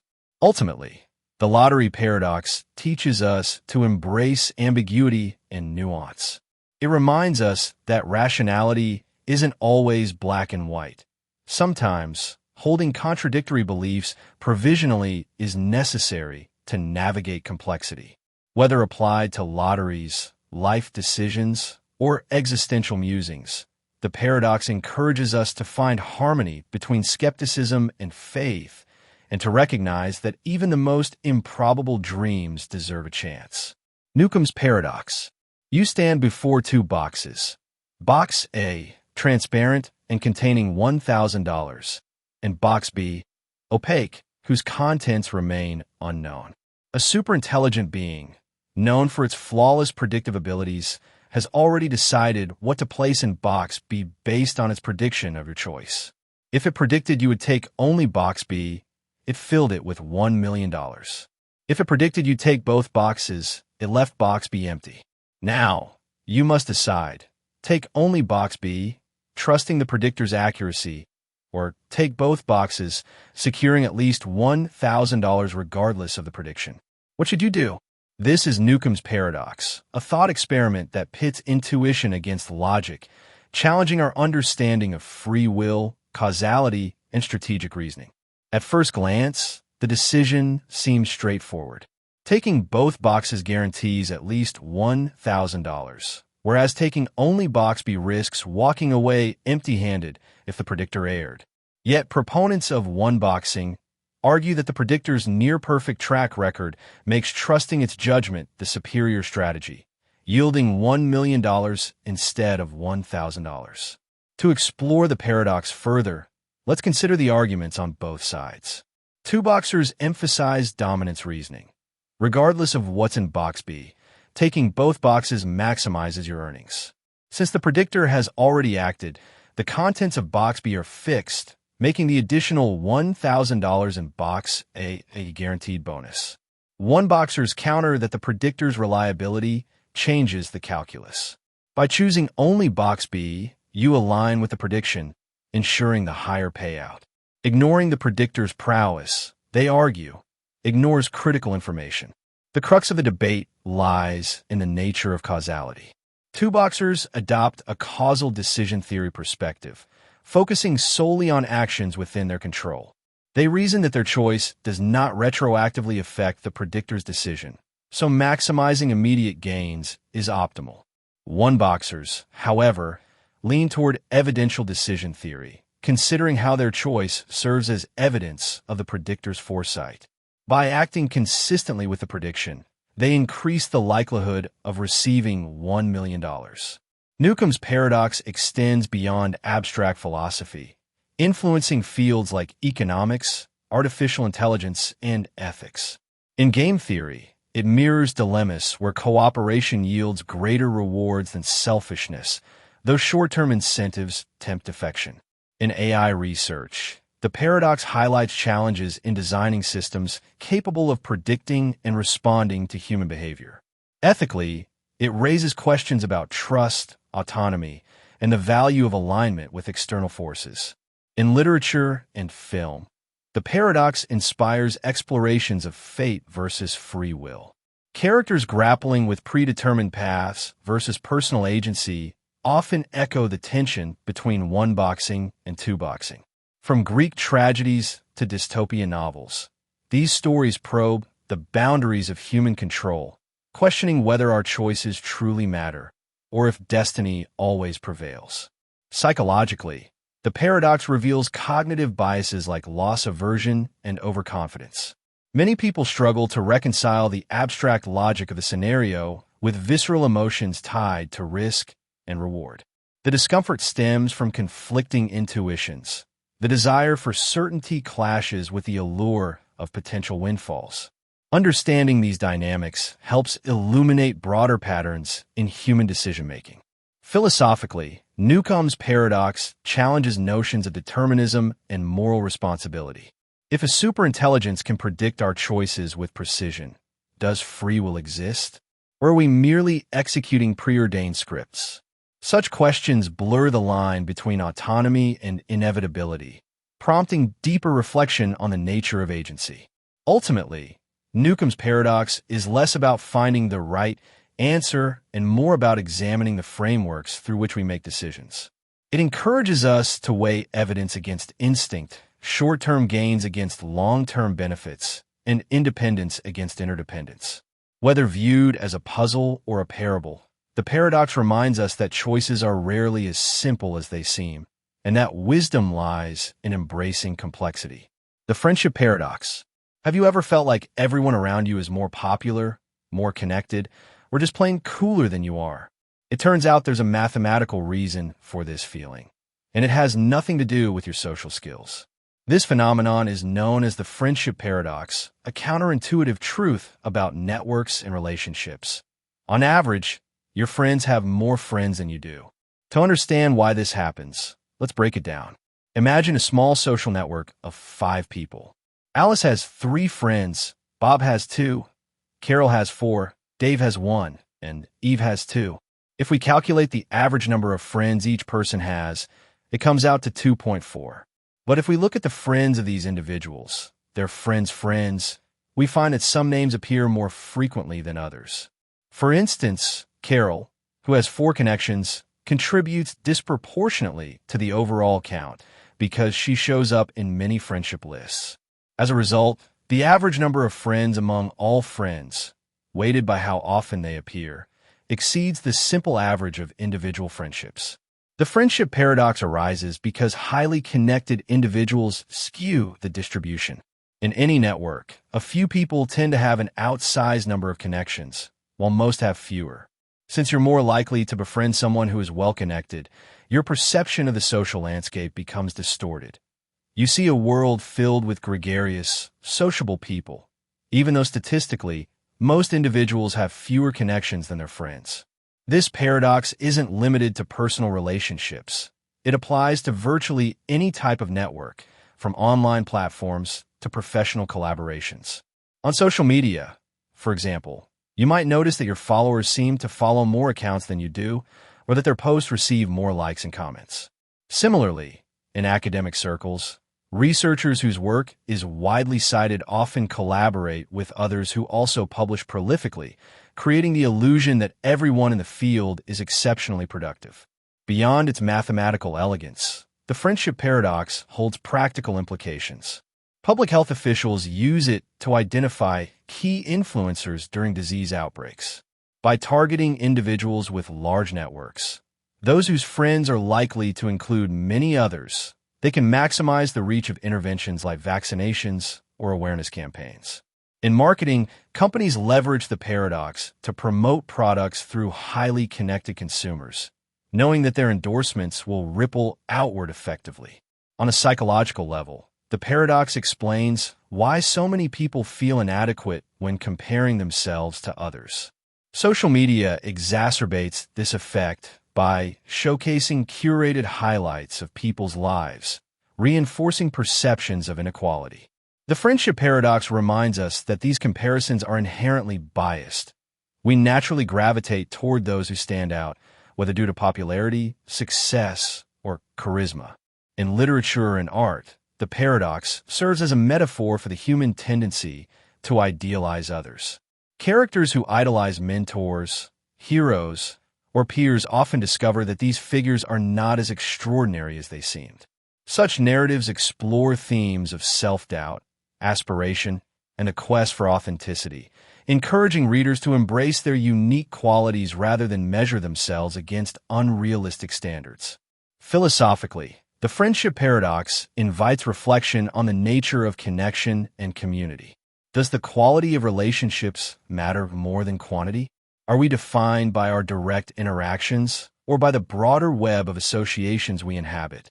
These questions challenge us to reconsider what it means to belong and whether true fulfillment lies in being well-connected or deeply understood. Ultimately, the friendship paradox teaches humility and perspective.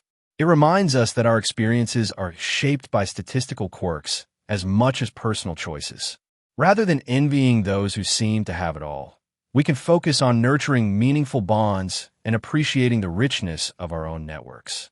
Whether navigating friendships, careers, or digital spaces, the paradox encourages us to look beyond appearances and recognize that everyone feels a little overshadowed sometimes. The Raven Paradox. Imagine you're a detective trying to solve a mystery. Your task is to confirm the hypothesis: all ravens are black. To gather evidence, you observe countless ravens, each one uniformly black. Case closed, right? Not quite. According to the Raven Paradox, proposed by philosopher Carl Gustav Hempel, your conclusion is far more complicated than it seems, and may hinge on observations that don't involve ravens at all. Here's the twist. Logically speaking, the statement "all ravens are black" is equivalent to its contrapositive. If something is not black, then it is not a raven. This equivalence implies that observing non-black objects, like green apples or white shoes, can technically support the original hypothesis. After all, if every non-black thing you encounter fails to be a raven, you've indirectly reinforced the claim that all ravens are indeed black. But does spotting a banana really tell you anything meaningful about ravens? The Raven Paradox exposes a tension between formal logic and intuitive reasoning. From a purely deductive standpoint, confirming the contrapositive strengthens the original proposition. Yet, intuitively, examining unrelated items feels irrelevant to the investigation. How can something as mundane as a pencil contribute to understanding bird plumage? To resolve this conundrum, philosophers propose several interpretations. One approach distinguishes between relevance and validity. While observing non-black objects satisfies the rules of logic, it lacks practical significance. A red car may technically support the hypothesis, but it provides no new information about ravens themselves. Thus, relevance becomes a filter for distinguishing useful evidence from trivialities. Another solution emphasizes the role of background knowledge. In real-world scenarios, we rely on prior assumptions to guide our reasoning. For instance, knowing that ravens are birds and that color variation exists within species helps us focus on pertinent data. Without this context, the paradox collapses into absurdity, highlighting the importance of integrating empirical insights with abstract principles. The Raven Paradox also intersects with debates about induction, the process of drawing general conclusions from specific instances. Philosophers like David Hume questioned whether inductive reasoning could ever yield certainty, given the possibility of exceptions. The paradox amplifies this skepticism by showing how seemingly valid methods can produce bizarre results when applied indiscriminately. In scientific practice, the paradox underscores the need for strategic observation. Researchers design experiments to maximize informativeness, focusing on variables directly related to their hypotheses. For example, studying animal behavior requires careful selection of subjects and conditions to ensure meaningful outcomes. Relying on tangential data risks diluting the value of findings, leading to wasted effort or misleading conclusions. Culturally, the Raven Paradox resonates with themes of misdirection and hidden truths. Mystery novels and films often feature detectives piecing together clues that initially seem unrelated, only to reveal deeper connections later. These stories mirror the paradoxical journey of discovery, where apparent irrelevancies transform into critical insights, or distractions masquerading as progress. Psychologically, the paradox reflects cognitive biases like confirmation bias and pattern recognition. Humans excel at identifying correlations, but we sometimes overextend these abilities, attributing meaning to coincidences or peripheral details. The Raven Paradox cautions against such tendencies, urging us to prioritize rigor over intuition when evaluating evidence. Philosophically, the paradox challenges notions of truth and justification. Can a hypothesis be considered proven if supported by irrelevant data? Or does the quality of evidence matter as much as its quantity? Such questions complicate traditional views of knowledge, suggesting that understanding requires both breadth and depth. Ultimately, the Raven Paradox is a reminder of the complexities inherent in reasoning. It invites us to balance logic with pragmatism, ensuring that our investigations remain grounded in reality.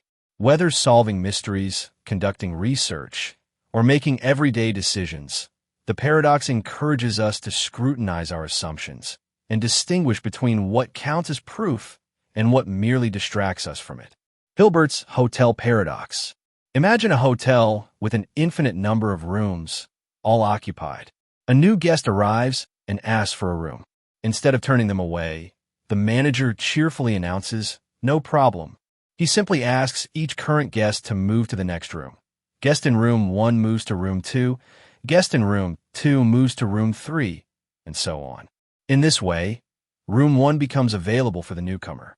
Welcome to Hilbert's Hotel Paradox, a thought experiment devised by mathematician David Hilbert to explore the mind-bending properties of infinity. The paradox doesn't stop there. Suppose an infinite busload of tourists arrives, each needing a room. Again, the manager remains unfazed. He instructs every existing guest to move to the room whose number is double their current one. Room 1 goes to room 2, room 2 to room 4, room 3 to room 6, and so forth. This frees up all the odd-numbered rooms, creating space for the infinite group. Through these maneuvers, Hilbert demonstrates that infinity behaves in ways that defy our everyday intuitions about size and capacity. At its core, the paradox challenges how we think about numbers and sets. In finite systems, adding or subtracting elements changes the total count. But in infinite systems, counterintuitive rules apply. For example, the set of all natural numbers, 1, 2, 3, has the same cardinality size as the set of all even numbers, 2, 4, 6, despite the latter being a subset of the former. This property, known as countable infinity, underpins much of modern mathematics, but feels deeply strange when applied to physical scenarios like hotels. Hilbert's hotel also raises questions about practical applications of infinity. While infinity is a useful concept in theoretical fields like calculus and set theory, it rarely manifests directly in the real world. Can we truly imagine a hotel with infinite rooms? Or is the paradox merely a playful abstraction designed to stretch our minds? These musings blur the line between mathematical rigor and philosophical speculation, inviting us to ponder whether infinity exists beyond human constructs. In literature and art, the paradox inspires explorations of endlessness and possibility. Stories featuring infinite libraries, labyrinths, or timelines echo the boundless potential suggested by Hilbert's Hotel. Works like Jorge Luis Borges' The Library of Babel or movies like Interstellar capture the awe-inspiring, and sometimes unsettling, nature of infinity, reminding us of humanity's insignificance within vast, incomprehensible systems. Psychologically, the paradox highlights cognitive limitations when grappling with abstract concepts. Humans evolved to process finite quantities, making infinity inherently difficult to visualize or comprehend. The discomfort arises not from ignorance, but from confronting something fundamentally alien to our experience. By engaging with such paradoxes, we train ourselves to embrace uncertainty and expand our intellectual horizons. Philosophically, Hilbert's hotel touches on debates about the nature of reality. Is infinity a feature of the universe, or is it purely a tool for modeling phenomena? Some physicists posit that space and time might be infinite, while others argue for bounded dimensions. Similarly, theologians have long debated whether divine omnipotence implies infinite attributes, using paradoxical arguments to probe the limits of language and logic. Ultimately, Hilbert's hotel paradox is less about resolving contradictions and more about marveling at the mysteries of infinity. It reminds us that mathematics is not just a collection of formulas, but a creative endeavor capable of revealing profound truths.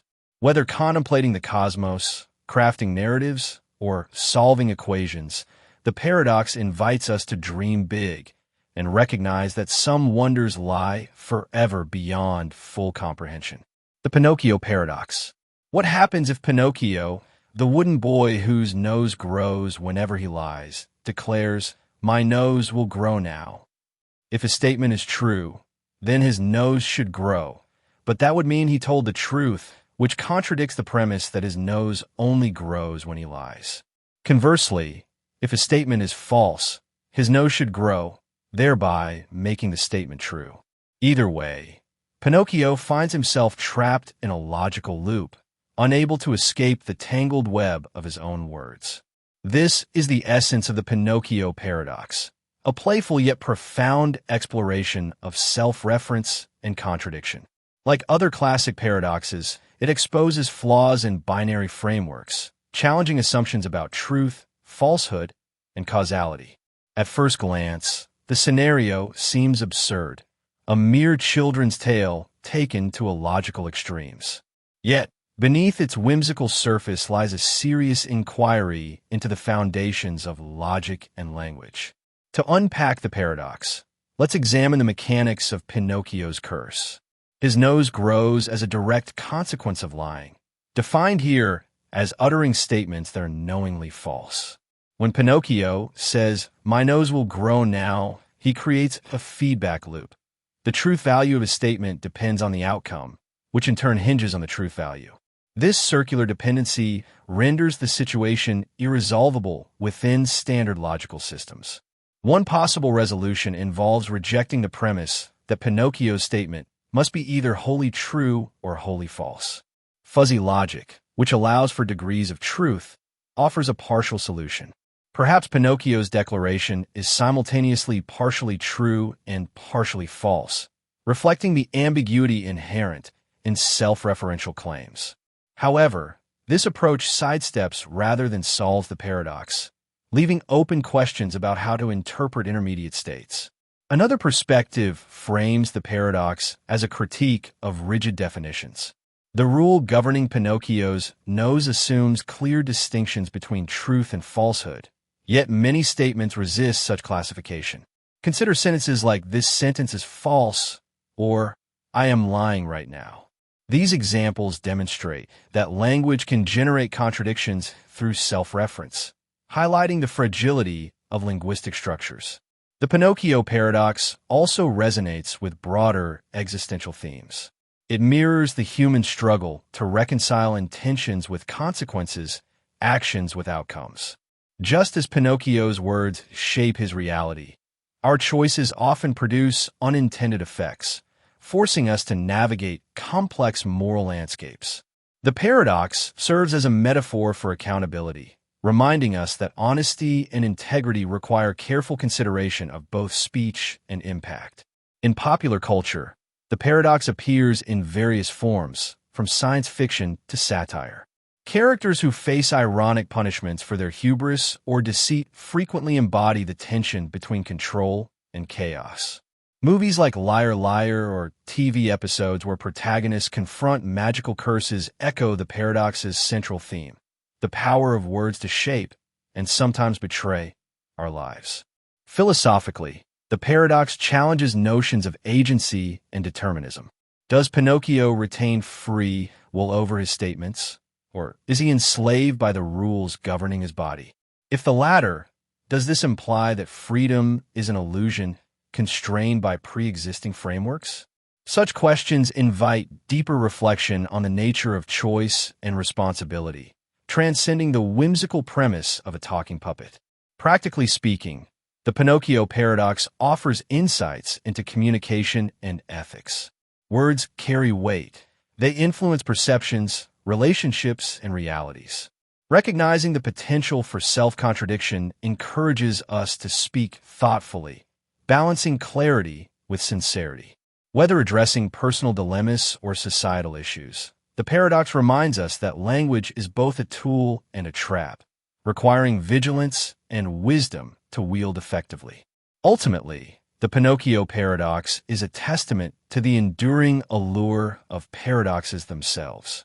It invites us to laugh at its absurdity while pondering its implications, bridging the gap between humor and profundity.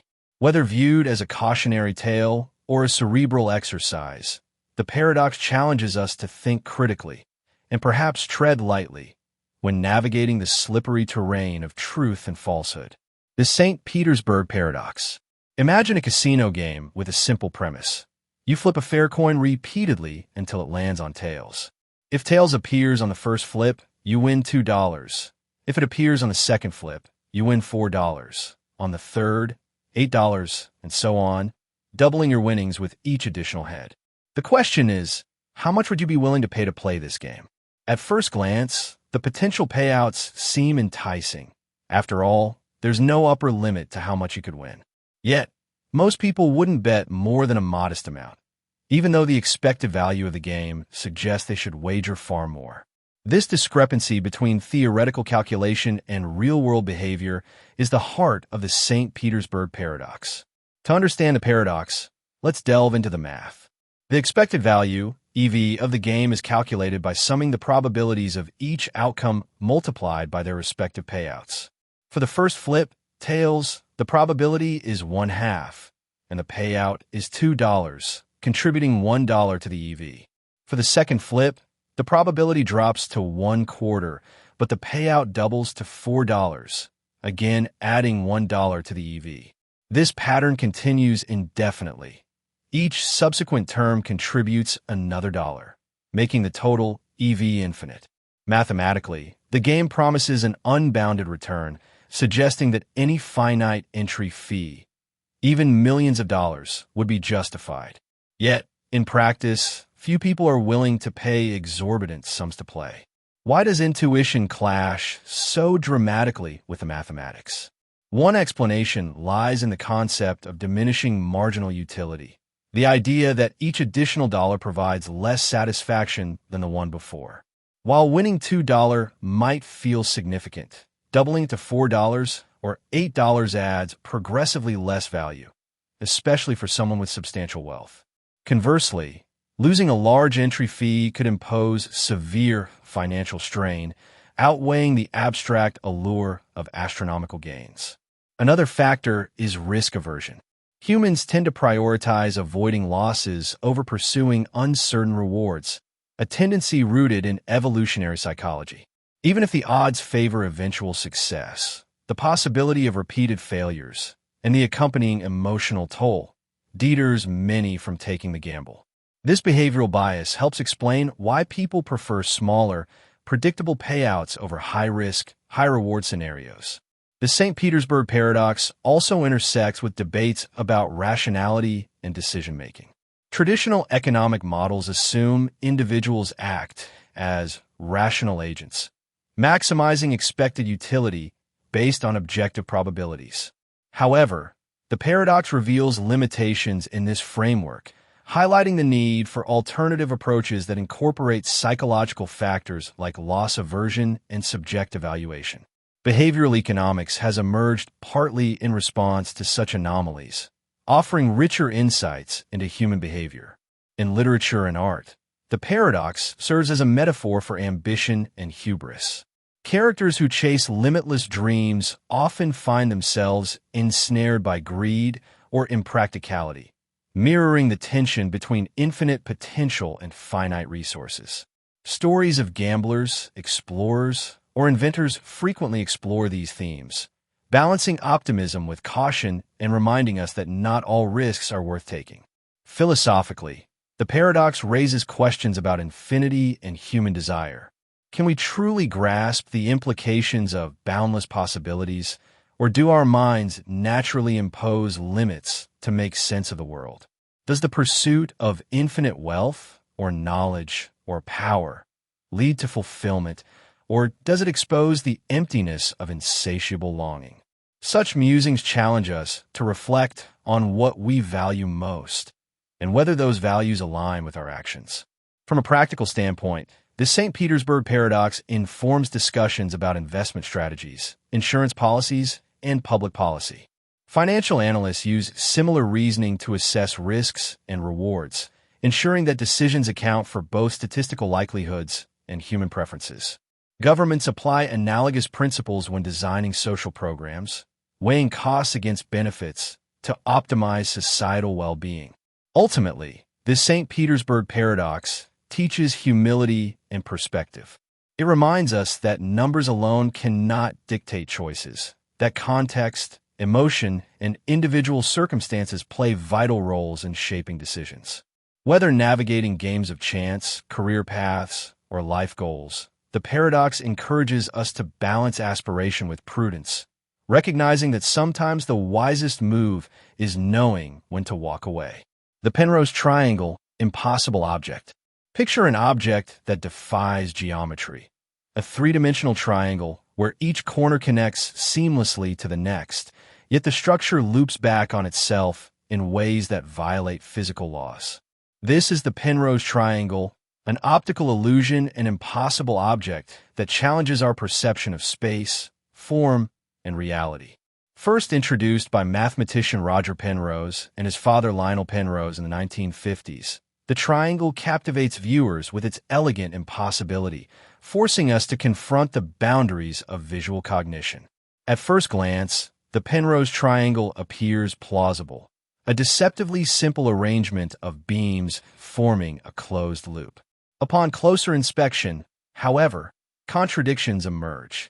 Each beam seems to extend logically from one vertex to the next, but the overall configuration cannot exist in three-dimensional space. The illusion relies on perspective tricks, exploiting our brain's tendency to interpret two-dimensional drawings as three-dimensional objects. By carefully arranging angles and shading, artists create the impression of coherence while concealing underlying inconsistencies. The paradoxical nature of the Penrose Triangle extends beyond aesthetics, touching on deeper philosophical questions about representation and truth.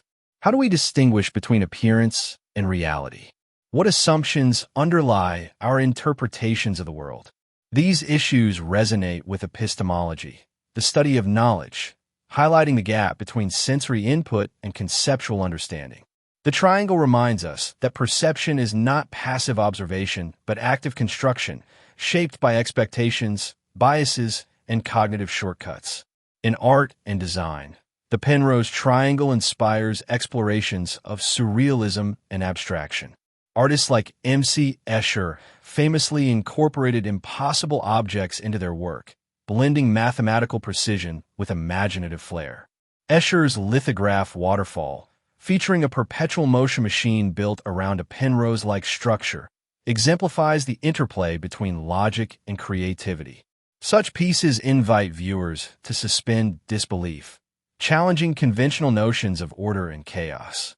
Psychologically, the triangle sheds light on visual processing and problem-solving. When confronted with conflicting cues, our brains attempt to resolve discrepancies by prioritizing certain features over others. In the case of the Penrose Triangle, we focus on local consistency, the alignment of individual segments at the expense of global coherence. This selective attention reflects broader patterns in cognition, where fragmented information is synthesized into cohesive narratives despite inherent ambiguities. Philosophically, the Penrose Triangle raises questions about the nature of existence and perception. If an object can appear real yet defy physical laws, what does that say about the reliability of our senses? Are we trapped in a simulated reality, interpreting shadows on Plato's cave wall? Or Does the triangle simply reveal the flexibility of human imagination, capable of conjuring worlds that transcend material constraints? Such inquiries blur the line between objective fact and subjective experience, prompting deeper reflection on the foundations of knowledge. Practically speaking, the Penrose Triangle influences fields ranging from architecture to virtual reality. Architects use similar techniques to create optical illusions, manipulating scale and proportion to enhance spatial experiences. In digital environments, designers leverage impossible geometries to craft immersive, otherworldly landscapes that push the limits of believability. These applications demonstrate the enduring appeal of paradoxes, not merely as intellectual curiosities, but as tools for innovation and expression. Ultimately, the Penrose Triangle is a celebration of ambiguity and wonder. It reminds us that reality is richer and stranger than our perceptions allow, inviting us to embrace complexity and contradiction. Whether gazing at an artwork, solving a puzzle, or contemplating the mysteries of the universe, the triangle encourages us to look beyond surface appearances and marvel at the infinite possibilities hidden within the ordinary. The Abilene Paradox. Picture this. A family sits around the dinner table on a hot summer evening, bored and restless. Someone jokingly suggests taking a road trip to Abilene, a dusty town hours away. No one particularly wants to go, but each person assumes everyone else is excited about the idea. One by one, they reluctantly agree, suppressing their true feelings to avoid conflict or disappointment. Hours later, after enduring a long, uncomfortable drive, they return home exhausted and finally admit that none of them actually wanted to go in the first place. This scenario, known as the Abilene Paradox, reveals how groups can make decisions that no individual member truly desires. At its core, the paradox highlights a breakdown in communication and collective decision-making. It occurs when individuals prioritize perceived group harmony over honest expression, leading to outcomes that contradict personal preferences. Unlike conflicts arising from disagreement, the Abilene Paradox stems from a failure to voice dissent or even recognize it exists. Each person mistakenly believes they are alone in their reluctance, creating a silent consensus that drives the group toward an undesirable conclusion. To understand why this happens, consider the psychological dynamics at play. Humans are social creatures wired for cooperation and belonging. We often suppress our own opinions to avoid rocking the boat, fearing rejection or judgment if we stand apart from the group. Additionally, cognitive biases like pluralistic ignorance exacerbate the problem. When people misinterpret others' behavior as enthusiasm rather than resignation, they conform to what they perceive as the majority view, even though the majority may feel the same way they do. The Abilene Paradox has profound implications for organizations, families, and communities. In corporate settings, teams may approve projects or strategies nobody genuinely supports, wasting resources and stifling innovation. For example, a company might launch a product line that aligns with neither market demand nor employee passion simply because no one spoke up during planning meetings. Similarly, in personal relationships, partners might commit to vacations, events, or lifestyles they secretly dread, eroding trust and satisfaction over time. In literature and film, the paradox serves as a powerful device for exploring themes of conformity and authenticity. Characters who suppress their true desires to fit in or please others often face crises of identity, discovering too late the cost of silence. Works like Arthur Miller's The Crucible or movies like The Wave illustrate the dangers of groupthink, reminding us that unspoken truths can fester beneath the surface until they explode into chaos. Philosophically, the paradox raises questions about autonomy and responsibility. Is it better to conform for the sake of unity, or should individuals risk disruption by speaking their minds? Does collective decision-making inherently sacrifice individual agency, or can systems be designed to honor both? These tensions challenge us to balance the needs of the many with the rights of the few, navigating the delicate interplay between cooperation and self-expression. From a practical standpoint, the Abilene Paradox offers valuable lessons for leadership and teamwork. Encouraging open dialogue, fostering psychological safety, and promoting diverse perspectives can help prevent such misalignments. Techniques like anonymous voting or designated devil's advocates ensure that dissenting voices are heard without fear of reprisal. By prioritizing transparency and accountability, groups can avoid falling into the trap of false consensus. Ultimately, the Abilene Paradox is a reminder of the power and peril of group dynamics. It teaches us that silence is not always golden. Sometimes it conceals hidden discontent that undermines shared goals.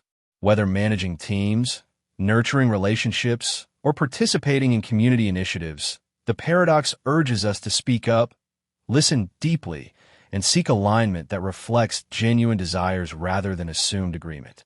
The Mere Addition Paradox. Imagine a world where everyone lives happy, fulfilling lives. A utopia free from suffering or deprivation. Now, suppose you add more people to this world, ensuring their lives are also worth living, though slightly less satisfying than those already present. Intuitively, this seems like a net positive change. More happiness exists overall. But here's the twist. If you continue adding increasingly larger populations with progressively lower levels of well-being, eventually the average quality of life drops below what most would consider acceptable.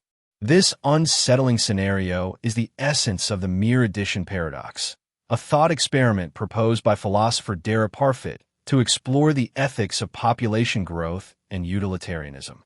The paradox arises from conflicting intuitions about what constitutes a better world. On one hand, utilitarian principles suggest that maximizing total happiness is morally desirable, regardless of distribution. Adding people whose lives are worth living increases overall utility, making the world quantifiably better. On the other hand, many argue that diminishing standards of living degrade the value of existence, rendering large populations ethically questionable. How can a world with billions of barely tolerable lives compare favorably to a smaller, happier society? To resolve this tension, philosophers propose various ethical frameworks. One approach emphasizes average rather than total happiness, arguing that a higher mean well-being outweighs sheer numbers. Under this view, the Mere Addition Paradox dissolves because adding less satisfied individuals reduces the overall average, creating a worse outcome. However, critics counter that privileging averages ignores the intrinsic value of additional lives, potentially justifying neglecting marginalized groups whose inclusion lowers the mean. Another solution involves threshold deontology, which sets minimum standards for acceptable living conditions. According to this perspective, adding people is permissible only if their quality of life exceeds a certain baseline. While this addresses concerns about deteriorating standards, it raises new questions. Who determines the threshold? And how do we weigh trade-offs between quantity and quality? The Mere Addition Paradox also intersects with debates about sustainability and resource allocation. As global populations grow, societies face mounting pressures to provide food, water, healthcare, and shelter. Policymakers must grapple with whether expanding human numbers enhances or diminishes collective welfare, balancing economic growth against environmental degradation. The paradox underscores the complexity of these decisions, highlighting the need for nuanced approaches that integrate ecological, social, and ethical considerations. In literature and art, the paradox inspires explorations of dystopia and moral ambiguity. Stories set in overcrowded futures, like Brave New World or Children of Men, reflect anxieties about unchecked expansion and declining standards of living.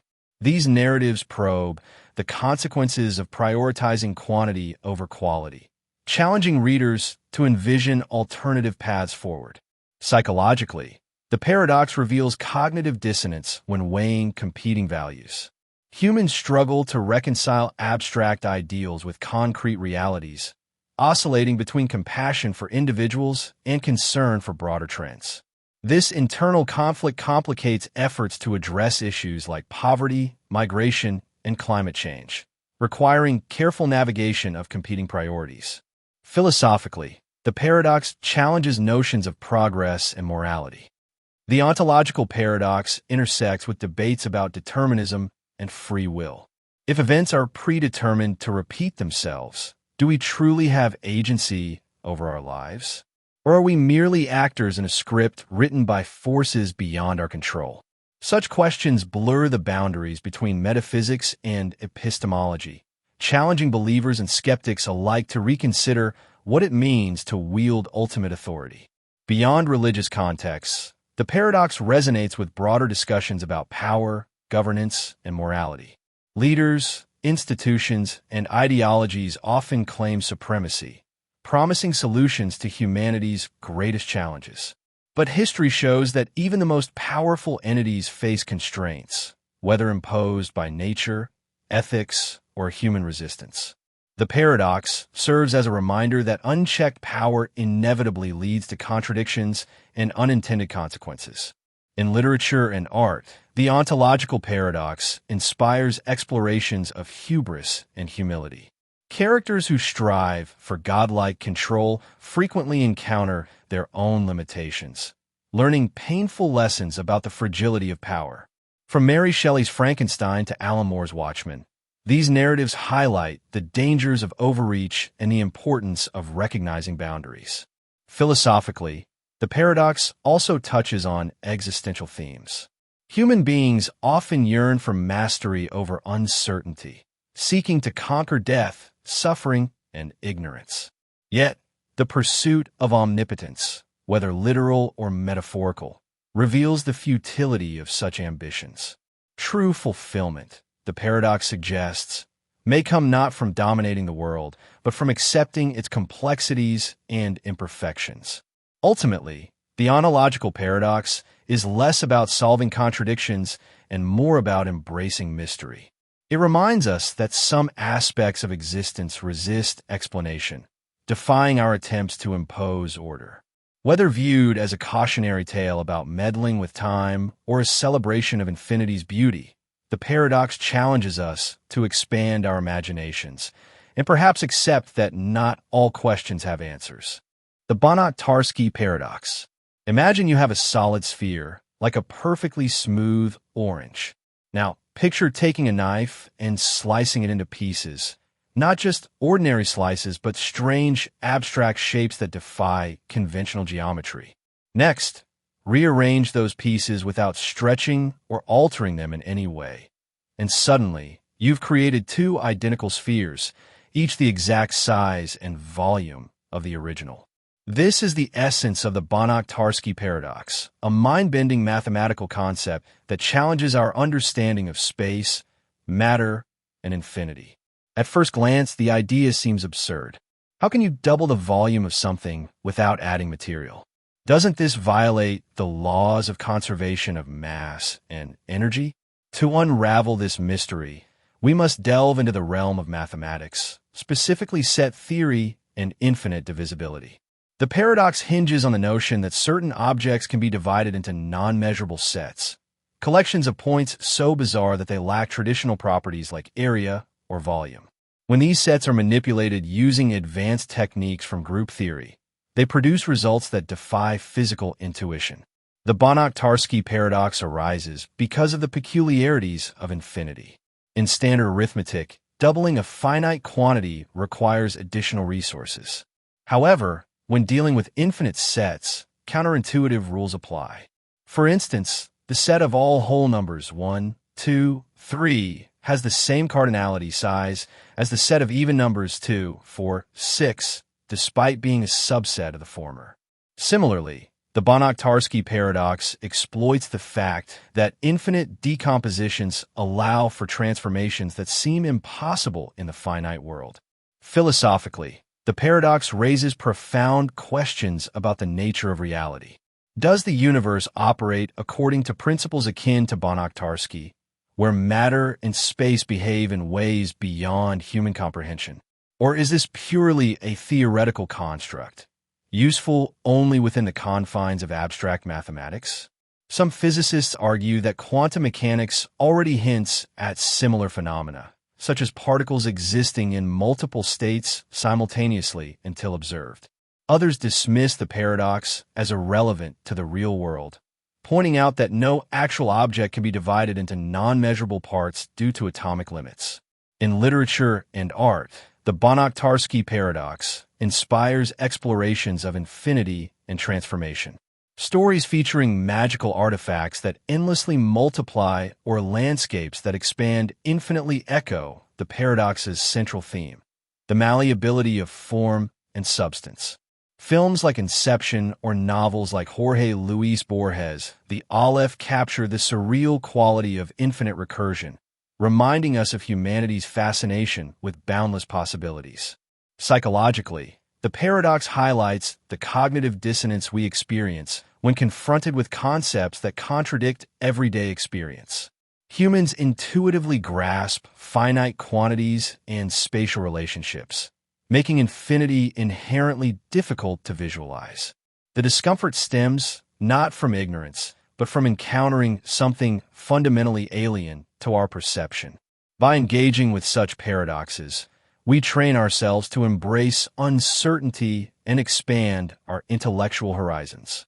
From a practical standpoint, the Banach-Tarski Paradox informs discussions about resource allocation, optimization, and the limits of modeling. Mathematicians use similar reasoning to solve problems involving complex geometries, ensuring that solutions account for both statistical likelihoods and human preferences. Governments apply analogous principles when designing social programs, weighing costs against benefits to optimize societal well-being. Ultimately, the Banach-Tarski Paradox is less about resolving contradictions and more about marveling at the mysteries of infinity. It reminds us that mathematics is not just a collection of formulas, but a creative endeavor capable of revealing profound truths. Whether contemplating the cosmos, crafting narratives, or solving equations, the paradox invites us to dream big and recognize that some wonders lie forever beyond full comprehension. The paradox of fiction.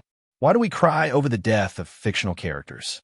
Why does watching a horror movie make our hearts race, even though we know the monsters aren't real?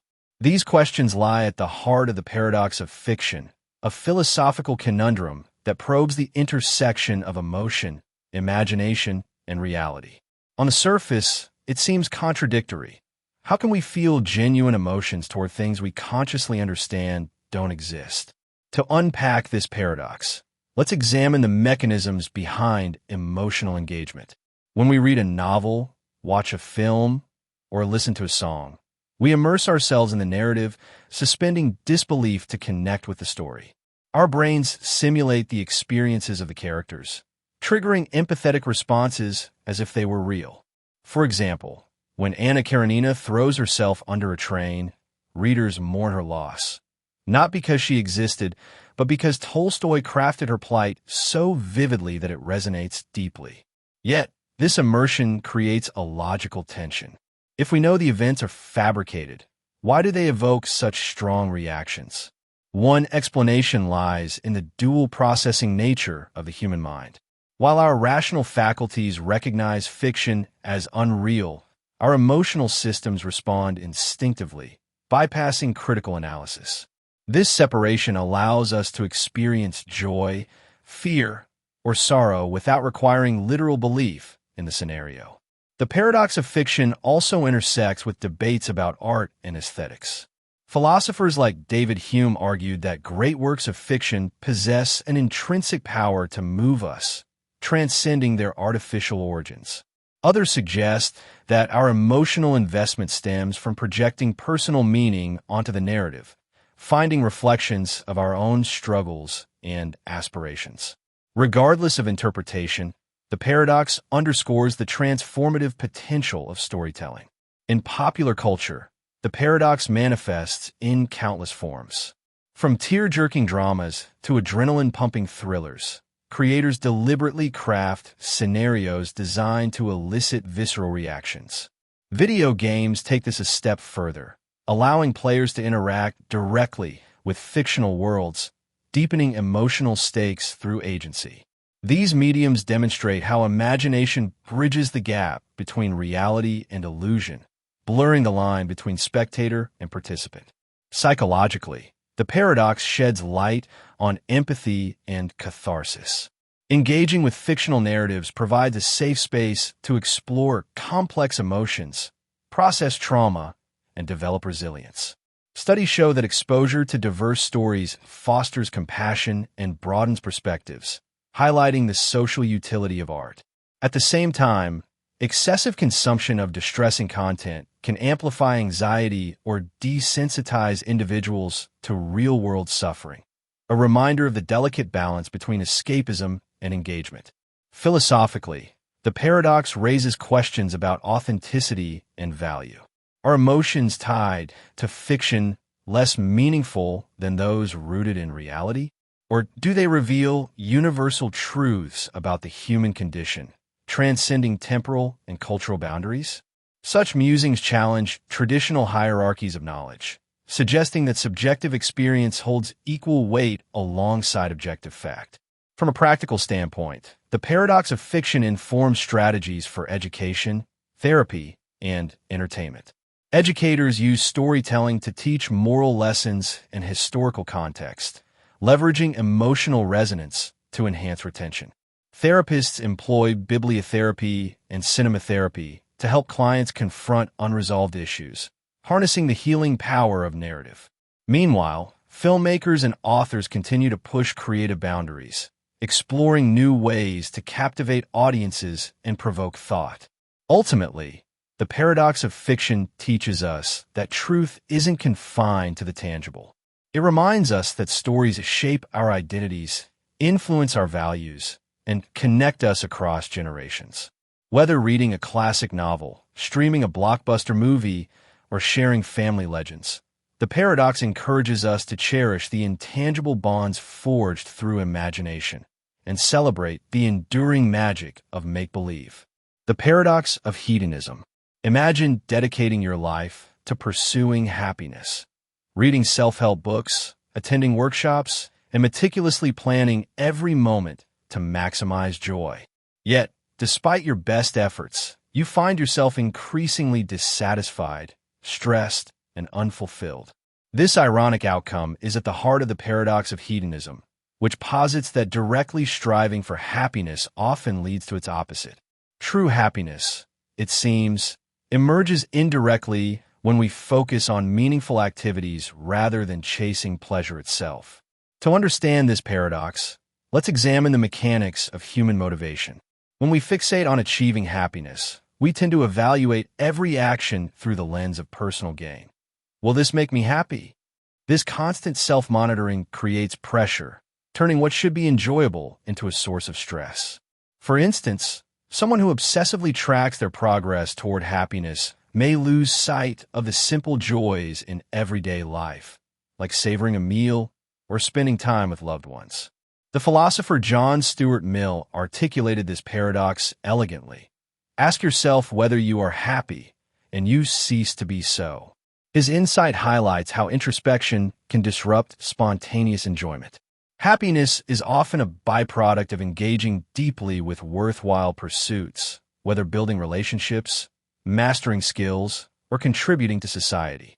By contrast, making happiness the primary goal transforms it into an elusive target, perpetually just out of reach. In literature and art, the paradox of hedonism inspires explorations of fulfillment and purpose. Characters who pursue hedonistic lifestyles frequently discover emptiness beneath superficial pleasures. Novels like F. Scott Fitzgerald's The Great Gatsby or films like The Wolf of Wall Street depict protagonists consumed by wealth and indulgence, only to realize that material success fails to satisfy existential yearnings. These narratives remind us that true contentment arises not from acquisition, but from connection and contribution. Psychologically, the paradox sheds light on the dangers of overthinking and perfectionism. Studies show that people who prioritize intrinsic goals, e.g., personal growth, community involvement, report higher levels of well-being compared to those focused on extrinsic rewards, e.g., fame, fortune. Overemphasis on happiness as a measurable outcome can backfire, amplifying feelings of inadequacy and dissatisfaction. Recognizing these patterns helps individuals cultivate healthier attitudes toward achievement and leisure. Philosophically, the paradox raises questions about the nature of desire and fulfillment. Is happiness a state to be achieved or a process to be experienced? Does focusing on external validation undermine internal satisfaction? Such inquiries challenge simplistic notions of success, urging deeper reflection on what truly matters in life. From a practical standpoint, the paradox of hedonism informs strategies for mental health and productivity. Therapists encourage clients to adopt mindfulness practices, emphasizing presence over outcome. Similarly, educators promote project-based learning, fostering curiosity and collaboration rather than rote memorization. By shifting attention away from immediate gratification, these approaches help individuals develop sustainable habits and authentic passions. Ultimately, the paradox of hedonism teaches us that happiness cannot be forced.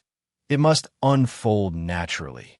It reminds us to embrace imperfection, cherish small moments, and trust that meaningful endeavors will yield joy in due course.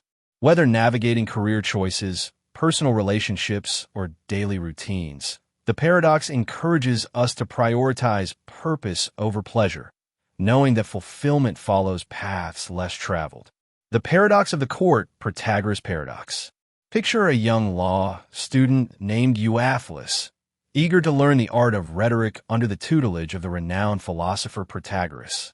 To secure his education, Euaphilus agrees to pay his teacher only after winning his first legal case.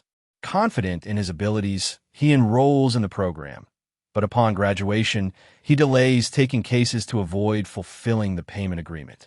Frustrated, Protagoras sues him, setting the stage for one of history's most famous logical puzzles, the paradox of the court. The crux of the paradox lies in the circular reasoning embedded in the lawsuit. Protagoras argues that if he wins the case, Euaphilus must pay per the court's ruling. Conversely, if Euaphilus wins, he still owes the fee because their original contract stipulates payment after his first victory. Meanwhile, Euaphilus counters that losing the case absolves him of debt since he hasn't yet won a trial, while winning confirms his right to defer payment indefinitely. This deadlock exposes fundamental tensions in legal systems and moral philosophy. At its core, the paradox challenges assumptions about fairness, accountability, and the limits of contractual obligations. It forces us to consider whether agreements can ever anticipate all possible contingencies, and what happens when logic itself becomes entangled in contradictory loops. Historically, the paradox of the court has sparked debates among jurists and ethicists. Some propose resolving the dispute by appealing to intent. Since both parties entered the arrangement voluntarily, they bear equal responsibility for its ambiguities. Others advocate for judicial discretion, allowing judges to interpret contracts flexibly based on context and equity. Regardless of the approach, the paradox serves as a cautionary tale about the complexities of negotiation and enforcement. In literature and film, the paradox resonates with themes of justice and cleverness. Stories featuring courtroom dramas or philosophical debates frequently echo its tension between literal interpretation and pragmatic resolution. Movies like 12 Angry Men or novels like Franz Kafka's The Trial explore similar dilemmas, probing the gray areas where law meets morality. Psychologically, the paradox illustrates cognitive biases like framing effects and confirmation bias. Humans tend to interpret rules and agreements through subjective lenses, privileging interpretations that align with personal interests. This selective reasoning complicates efforts to resolve disputes fairly, requiring careful navigation of competing narratives. Philosophically, the paradox raises questions about authority and autonomy. Does adherence to formal structures outweigh individual agency, or vice versa? Are there universal principles governing ethical conduct, or does morality depend on situational factors? Such inquiries blur traditional dichotomies, inviting deeper reflection on the interplay between order and freedom. From a practical standpoint, The paradox of the court informs strategies for drafting contracts and resolving conflicts. Lawyers emphasize clarity and specificity, anticipating potential loopholes to prevent exploitation. Mediators employ techniques like active listening and reframing, ensuring that discussions remain constructive rather than adversarial. By prioritizing transparency and empathy, practitioners mitigate risks associated with ambiguous terms. Ultimately, the paradox of the court teaches us that language is both a tool and a trap. It reminds us to scrutinize agreements carefully, balancing precision with flexibility to accommodate unforeseen circumstances. Whether negotiating business deals, settling disputes, or navigating interpersonal dynamics, the paradox encourages us to communicate thoughtfully, recognizing that words carry weight and consequences. The paradox of thrift. Imagine a society gripped by economic uncertainty. Fearing layoffs and rising costs, individuals decide to save more and spend less, a seemingly prudent response to financial instability. However, as everyone tightens their belts, businesses see declining sales, leading to reduced production, layoffs, and further economic contraction. This counterintuitive phenomenon is known as the paradox of thrift, where collective attempts to improve personal financial security inadvertently harm the broader economy. At its core, the paradox highlights the tension between microeconomic behavior and macroeconomic outcomes. On an individual level, saving money makes perfect sense. It provides a safety net for emergencies and funds future investments. But when applied en masse, increased savings reduce aggregate demand, stifling economic activity and undermining the very prosperity people sought to protect. To understand this dynamic, let's delve into Keynesian economics, which emphasizes the role of consumer spending in driving growth.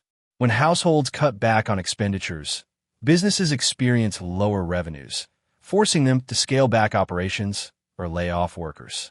These job losses, in turn, diminish disposable income, creating a vicious cycle that exacerbates the initial downturn. Governments often intervene during such periods by implementing stimulus measures, encouraging spending to restore equilibrium. The paradox of thrift also intersects with debates about fiscal policy and social responsibility. Critics argue that excessive thrift reflects a lack of confidence in institutions, signaling deeper systemic issues like inequality or inadequate social safety nets. Proponents counter that saving fosters long-term stability, enabling individuals to weather crises without relying on external support. Balancing these perspectives requires nuanced approaches that integrate short-term relief with sustainable development. In literature and art, the paradox inspires explorations of resilience and adaptability. Characters navigating economic hardships frequently embody the tension between self-preservation and communal well-being. Novels like John Steinbeck's The Grapes of Wrath or films like It's a Wonderful Life depict communities grappling with scarcity, highlighting the importance of solidarity and shared sacrifice. These narratives remind us that collective action can overcome adversity, fostering hope amidst despair. Psychologically, the paradox sheds light on risk aversion and herd mentality. Studies show that humans respond to uncertainty by prioritizing immediate security over long-term gains, even when doing so proves counterproductive. Overemphasizing caution amplifies anxiety, eroding trust in systems and relationships. Recognizing these tendencies helps policymakers design interventions that address both material needs and emotional concerns. Philosophically, the paradox raises questions about individualism and interdependence. Does prioritizing personal welfare justify neglecting societal welfare, or does mutual reliance enhance overall well-being? Are there ethical limits to self-interest, beyond which actions become detrimental to others? Such musings challenge traditional notions of autonomy, suggesting that cooperation plays a vital role in human flourishing. From a practical standpoint, the paradox of thrift informs strategies for managing recessions and promoting recovery. Economists advocate for policies that incentivize consumption, such as tax cuts, direct payments, or public works projects. Businesses employ similar tactics to stimulate demand, offering discounts, loyalty programs, or flexible payment options. By aligning incentives with desired behaviors, stakeholders mitigate risks associated with reduced spending. Ultimately, the paradox of thrift teaches us that economies thrive on balance, not extremes. It reminds us that individual choices ripple outward, shaping environments and influencing lives beyond our immediate spheres. Whether addressing financial crises, designing welfare programs, or fostering community resilience, the paradox encourages us to act thoughtfully, recognizing that prosperity depends on collaboration as much as calculation. Diamond Water Paradox. Why are diamonds, glittering stones with minimal practical utility, valued far more highly than water, which sustains all life on Earth?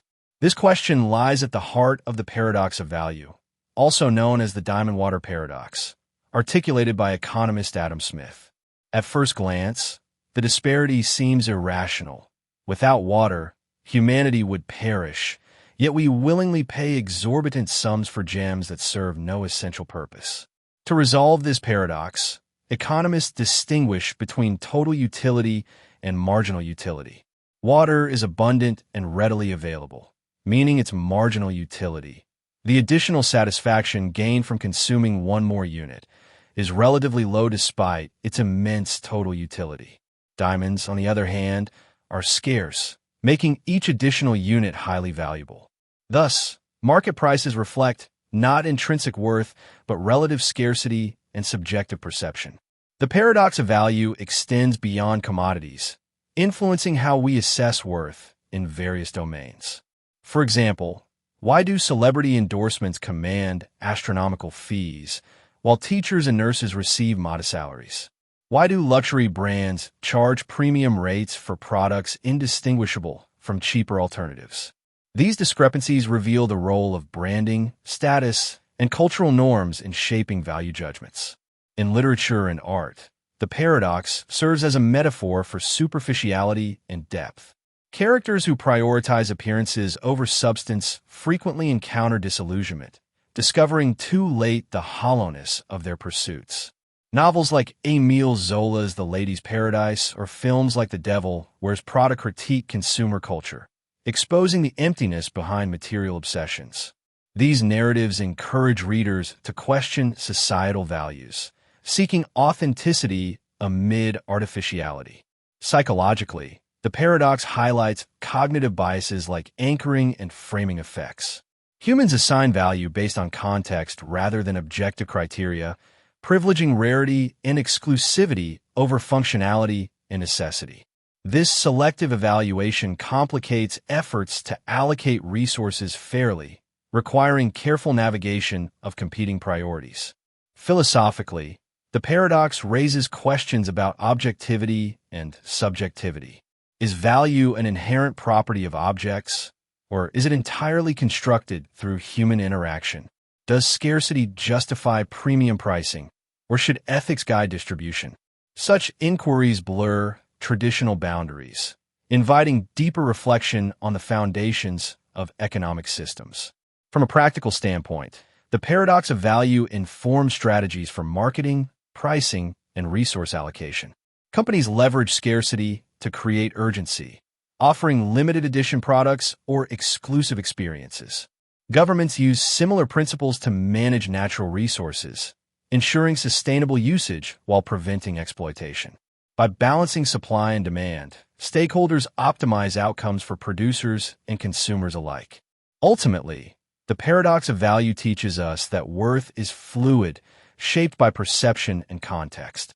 It reminds us to evaluate choices critically, distinguishing between fleeting trends and enduring significance. Whether navigating consumer markets, environmental policies, or personal finances, the paradox encourages us to prioritize substance over spectacle, recognizing that true value transcends price tags. The Buttered Cat Paradox. Picture a cat dropped from a height, a classic physics experiment demonstrating feline agility. Cats almost always land on their feet, thanks to their remarkable reflexes and flexible bodies. Now imagine strapping a piece of buttered toast to the cat's back, butter side up. According to two popular adages, that cats always land on their feet, and that buttered toast always lands butter side down. What happens when you drop this bizarre hybrid creature? Will it hover midair, spinning indefinitely? This whimsical thought experiment, known as the Buttered Cat Paradox, combines humor with philosophical inquiry, challenging assumptions about causality and physical laws. While purely hypothetical, the paradox invites speculation about the interplay between competing forces and the limits of logical reasoning. To unpack the scenario, let's examine the underlying principles. Cats rely on their vestibular system and rotational mechanics to orient themselves during falls, ensuring they land upright regardless of starting position. Toast, however, behaves according to gravity and aerodynamics, with a heavier buttered side tilting downward upon impact. Combining these phenomena creates a theoretical stalemate. The cat strives to land on its feet, while the toast resists flipping butter side up. The absurdity of the situation underscores broader themes about contradiction and resolution. In real-world contexts, opposing forces rarely cancel each other out completely. Instead, they interact dynamically, producing emergent behaviors. For example, ecosystems maintain equilibrium through feedback loops, adjusting to disturbances without collapsing entirely. Similarly, technological innovations often arise from reconciling conflicting requirements, balancing efficiency with usability. In literature and art, the paradox inspires explorations of duality and harmony. Characters caught between conflicting desires frequently embody the tension between order and chaos, seeking compromise amid irreconcilable demands. Movies like Groundhog Day or novels like Douglas Adams' The Hitchhiker's Guide to the Galaxy explore similar dilemmas, celebrating absurdity while affirming the search for meaning. These narratives remind us that contradictions fuel creativity, inspiring solutions that transcend binary oppositions. Psychologically, the paradox illustrates cognitive dissonance and problem solving. Humans excel at identifying patterns and causal relationships, but these skills falter when faced with circular dependencies or contradictory constraints.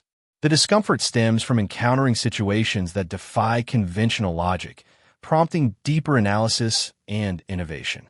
Philosophically, the paradox raises questions about determinism and free will.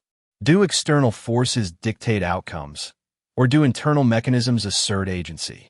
Are there universal principles governing interactions, or does context determine behavior? Such musings blur traditional categories, urging reflection on the nature of reality and possibility. From a practical standpoint, the Buttered Cat Paradox informs strategies for conflict resolution and decision-making. Leaders emphasize collaboration, integrating diverse perspectives to achieve consensus. Engineers design systems that anticipate trade-offs, optimizing performance under varying conditions. By embracing complexity, practitioners navigate challenges effectively, transforming paradoxes into opportunities. Ultimately, the Buttered Cat Paradox teaches us to embrace absurdity and ambiguity. It reminds us that humor and imagination enrich understanding, illuminating truths obscured by seriousness. Whether pondering scientific mysteries, artistic expressions, or everyday puzzles, the paradox encourages us to laugh at contradictions and marvel at the infinite potential hidden within the ordinary. The paradox of automation. Imagine a factory where robots perform every task, from assembling products to packaging and shipping them. At first glance, this seems like a utopia of efficiency. Machines work tirelessly without breaks, errors are minimized, and production costs plummet. Yet, as automation replaces human labor, unemployment rises, consumer spending power declines, and the very economic systems that automation sought to optimize begin to falter. This is the essence of the paradox of automation, a counterintuitive phenomenon where technological progress can inadvertently undermine the prosperity it aims to enhance. At its core, the paradox highlights the tension between productivity and employment. Automation excels at streamlining processes, reducing waste, and increasing output, benefits that seem universally positive. However, when large segments of the workforce are displaced by machines, the ripple effects disrupt economies. Fewer jobs mean less disposable income for consumers, which in turn reduces demand for goods and services. Businesses respond by scaling back operations or automating further, perpetuating a cycle that exacerbates inequality and stagnation. To understand this dynamic, let's examine historical precedents. During the Industrial Revolution, mechanization initially caused widespread job losses, sparking fears of economic collapse. Over time, however, new industries emerged, creating opportunities for displaced workers and driving long-term growth. The key difference today lies in the pace and scope of automation. Unlike previous eras, modern technologies like artificial intelligence, AI, and robotics threaten not just manual labor, but cognitive tasks traditionally considered immune to automation. Roles in law, medicine, finance, and beyond. The paradox of automation also intersects with debates about ethics and governance. Critics argue that unchecked automation prioritizes profit over people, widening wealth gaps and eroding social cohesion. Proponents counter that innovation drives progress, enabling humanity to tackle pressing challenges like climate change, healthcare access, and food security. Bridging these perspectives requires policies that balance efficiency with equity, ensuring that technological advancements benefit society as a whole. In literature and art, the paradox inspires explorations of dystopia and resilience. Characters navigating automated futures frequently embody the tension between convenience and control. Novels like Kurt Vonnegut's Player Piano or films like the Terminator series depict worlds dominated by machines, warning readers of the dangers of relinquishing autonomy to technology. These narratives remind us that tools shape their users, and that unchecked reliance on automation risks dehumanizing both creators and beneficiaries. Psychologically, the paradox sheds light on anxiety and adaptation.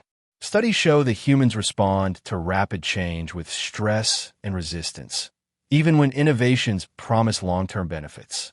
Fear of obsolescence amplifies insecurity, undermining trust in institutions and relationships. Recognizing these tendencies helps leaders design transitions that address emotional concerns alongside practical needs. Philosophically, the paradox raises questions about agency and identity. Does reliance on machines diminish human creativity, or does it free us to pursue higher aspirations? Are there ethical limits to delegation, beyond which actions become detrimental to moral integrity? Such inquiries challenge traditional notions of progress, suggesting that advancement depends on values as much as capabilities. From a practical standpoint, the paradox of automation informs strategies for workforce development and regulatory oversight. Policymakers advocate for retraining programs, universal basic income, UBI, and public-private partnerships to mitigate disruptions caused by automation. Businesses employ similar tactics to foster inclusivity, investing in employee upskilling and community engagement. By aligning incentives with desired outcomes, stakeholders ensure that technology serves humanity rather than subjugates it. Ultimately, the paradox of automation teaches us that innovation demands responsibility. It reminds us that tools amplify intentions, for better or worse, and that true progress requires foresight, empathy, and collaboration. Whether addressing workplace transformations, environmental sustainability, or societal well-being, the paradox encourages us to act thoughtfully, recognizing that prosperity depends on purpose as much as productivity. The paradox of choice. Imagine walking into a grocery store to buy jam. You're greeted by an aisle stocked with dozens of options: strawberry, raspberry, blueberry, organic, low-sugar, exotic blends. The list goes on. Initially, the variety seems exciting, promising endless possibilities. But as you stand there, overwhelmed by decisions, your enthusiasm wanes. What started as freedom begins to feel like a burden. This is the essence of the paradox of choice, a psychological phenomenon where too many options lead not to satisfaction, but to anxiety, indecision, and dissatisfaction. At its heart, the paradox challenges assumptions about consumer behavior and personal autonomy. Conventional wisdom suggests that more choices empower individuals, enabling them to find precisely what they want. However, studies conducted by psychologist Barry Schwartz reveal that excessive options often have the opposite effect. When faced with overwhelming variety, people struggle to evaluate alternatives, fear making suboptimal decisions, and regret their choices afterward, even if those decisions are objectively good. To unpack this dynamic, let's examine the cognitive load imposed by decision-making. Each additional option increases complexity, requiring more effort to compare features, weigh trade-offs, and predict outcomes. For instance, choosing between two smartphones feels manageable, but selecting among 20 strains mental resources, leaving individuals fatigued and uncertain. Moreover, the anticipation of regret amplifies pressure, making even trivial decisions feel consequential. The paradox of choice extends beyond shopping, influencing how we approach life's major milestones. From career paths to romantic partners, the proliferation of possibilities creates a culture of perpetual comparison. Social media exacerbates this trend, showcasing curated highlight reels that set unrealistic benchmarks for success and happiness. As a result, individuals hesitate to commit, fearing they might miss out on something better, a mindset known as FOMO, fear of missing out. In literature and art, the paradox serves as a metaphor for longing and discontent. Characters paralyzed by indecision frequently embody the tension between freedom and fulfillment. Novels like Leo Tolstoy's Anna Karenina or films like Sideways explore similar dilemmas, probing the consequences of privileging options over action. These narratives remind us that choice carries weight, and that sometimes the wisest move is simply deciding. Psychologically, the paradox highlights the dangers of overthinking and perfectionism. Humans crave certainty, yet abundant choices introduce ambiguity, complicating efforts to achieve clarity. Overemphasizing optimization amplifies dissatisfaction, eroding confidence in judgment and intuition. Recognizing these patterns helps individuals cultivate healthier attitudes toward decision-making, embracing imperfection and trusting gut instincts. Philosophically, the paradox raises questions about authenticity and value. Does abundance enhance quality of life, or does it dilute meaning by fragmenting attention? Are there ethical limits to variety, beyond which options become overwhelming rather than liberating? Such musings challenge simplistic notions of freedom, suggesting that constraints play a vital role in fostering contentment. From a practical standpoint, the paradox of choice informs strategies for marketing, education, and self-improvement. Companies streamline product lines, emphasizing simplicity and differentiation to reduce cognitive overload. Educators promote guided discovery, offering structured frameworks to help students navigate complex topics. Meanwhile, individuals adopt minimalist philosophies, decluttering environments and schedules to focus on essentials. By prioritizing clarity and purpose, stakeholders mitigate risks associated with excessive choice. Ultimately, the paradox of choice teaches us that less is often more. It reminds us to embrace simplicity, cherish small moments, and recognize that true satisfaction arises not from endless options, but from meaningful commitments. Whether navigating daily routines, career trajectories, or personal relationships, the paradox encourages us to prioritize depth over breadth, knowing that fulfillment follows paths less cluttered. The paradox of the stone. Imagine an all-powerful being tasked with creating a stone so heavy that even they cannot lift it. If they succeed, then there exists something they cannot do, lift the stone, contradicting their omnipotence. Conversely, if they fail, then there's also something they cannot do, create the stone. This logical conundrum, known as the paradox of the stone, has puzzled theologians, philosophers, and skeptics alike for centuries. At its core, it challenges the coherence of the concept of omnipotence, or unlimited power. To unravel the paradox, let's examine the definition of omnipotence itself. Traditionally, omnipotence implies the ability to perform any action logically possible. Critics argue that creating a stone too heavy to lift constitutes a logical impossibility, akin to drawing square circles or causing married bachelors to exist.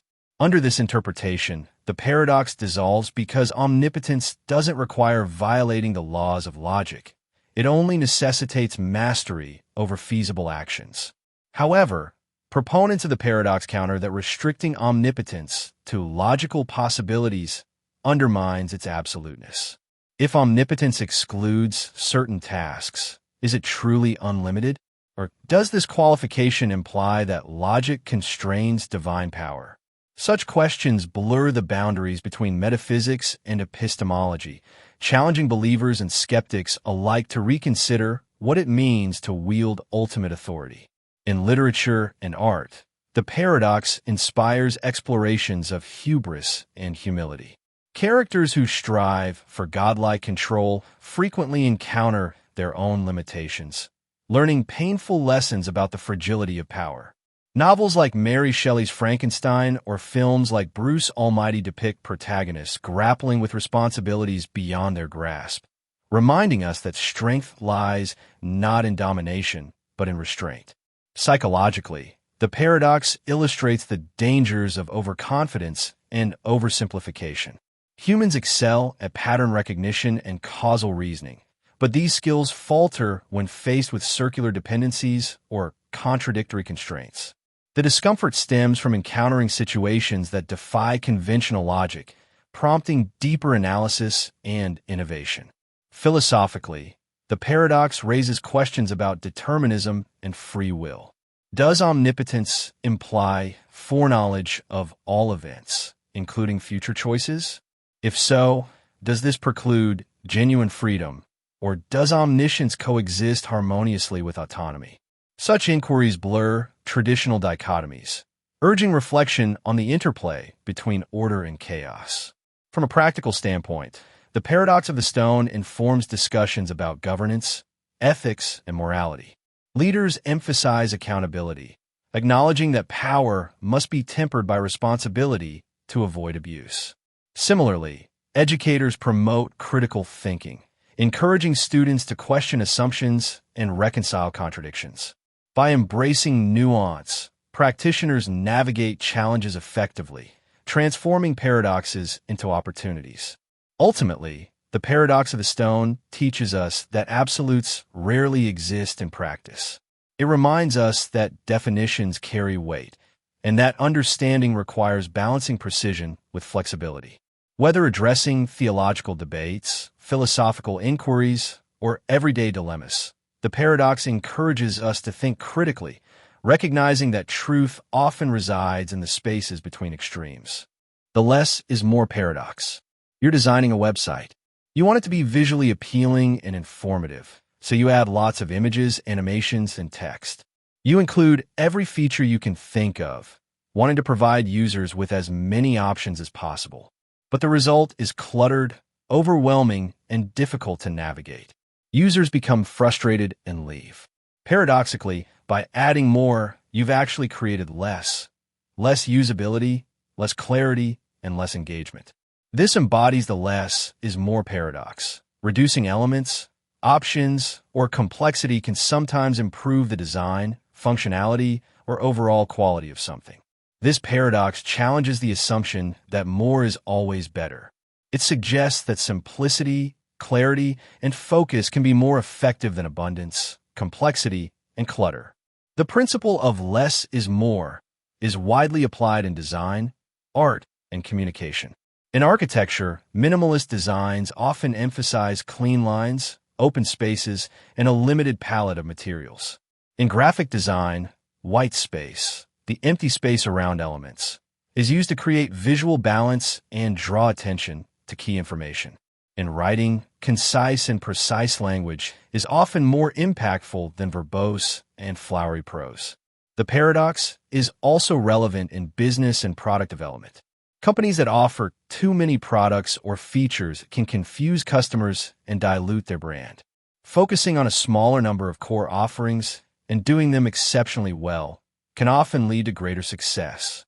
In software development, the concept of feature creep, the tendency to add more and more features to a product, often leads to bloated, buggy, and difficult-to-use software. The minimum viable product, MVP, approach, which focuses on launching a product with only the essential features, is a direct response to the less is more paradox. In literature and art, the paradox is often exemplified by minimalist works that achieve a powerful effect with few elements. Haiku poetry, with its strict syllable count, is a classic example. Minimalist music, with its repetitive structures and limited instrumentation, can also be surprisingly evocative. Psychologically, the less is more paradox reflects the limitations of human attention and processing capacity. We can only focus on a limited amount of information at once, and too much complexity can overwhelm us. Simplicity and clarity make it easier for us to understand and engage with information. Philosophically, the paradox connects to broader debates about the value of simplicity, the nature of beauty, and the relationship between form and function. It challenges us to consider whether unnecessary complexity is always a flaw, or whether there are times when abundance and ornamentation can be justified. From a practical perspective, the paradox suggests that we should strive for simplicity and clarity in our designs, our communication, and our lives. We should be willing to edit, to refine, and to eliminate anything that is unnecessary or distracting.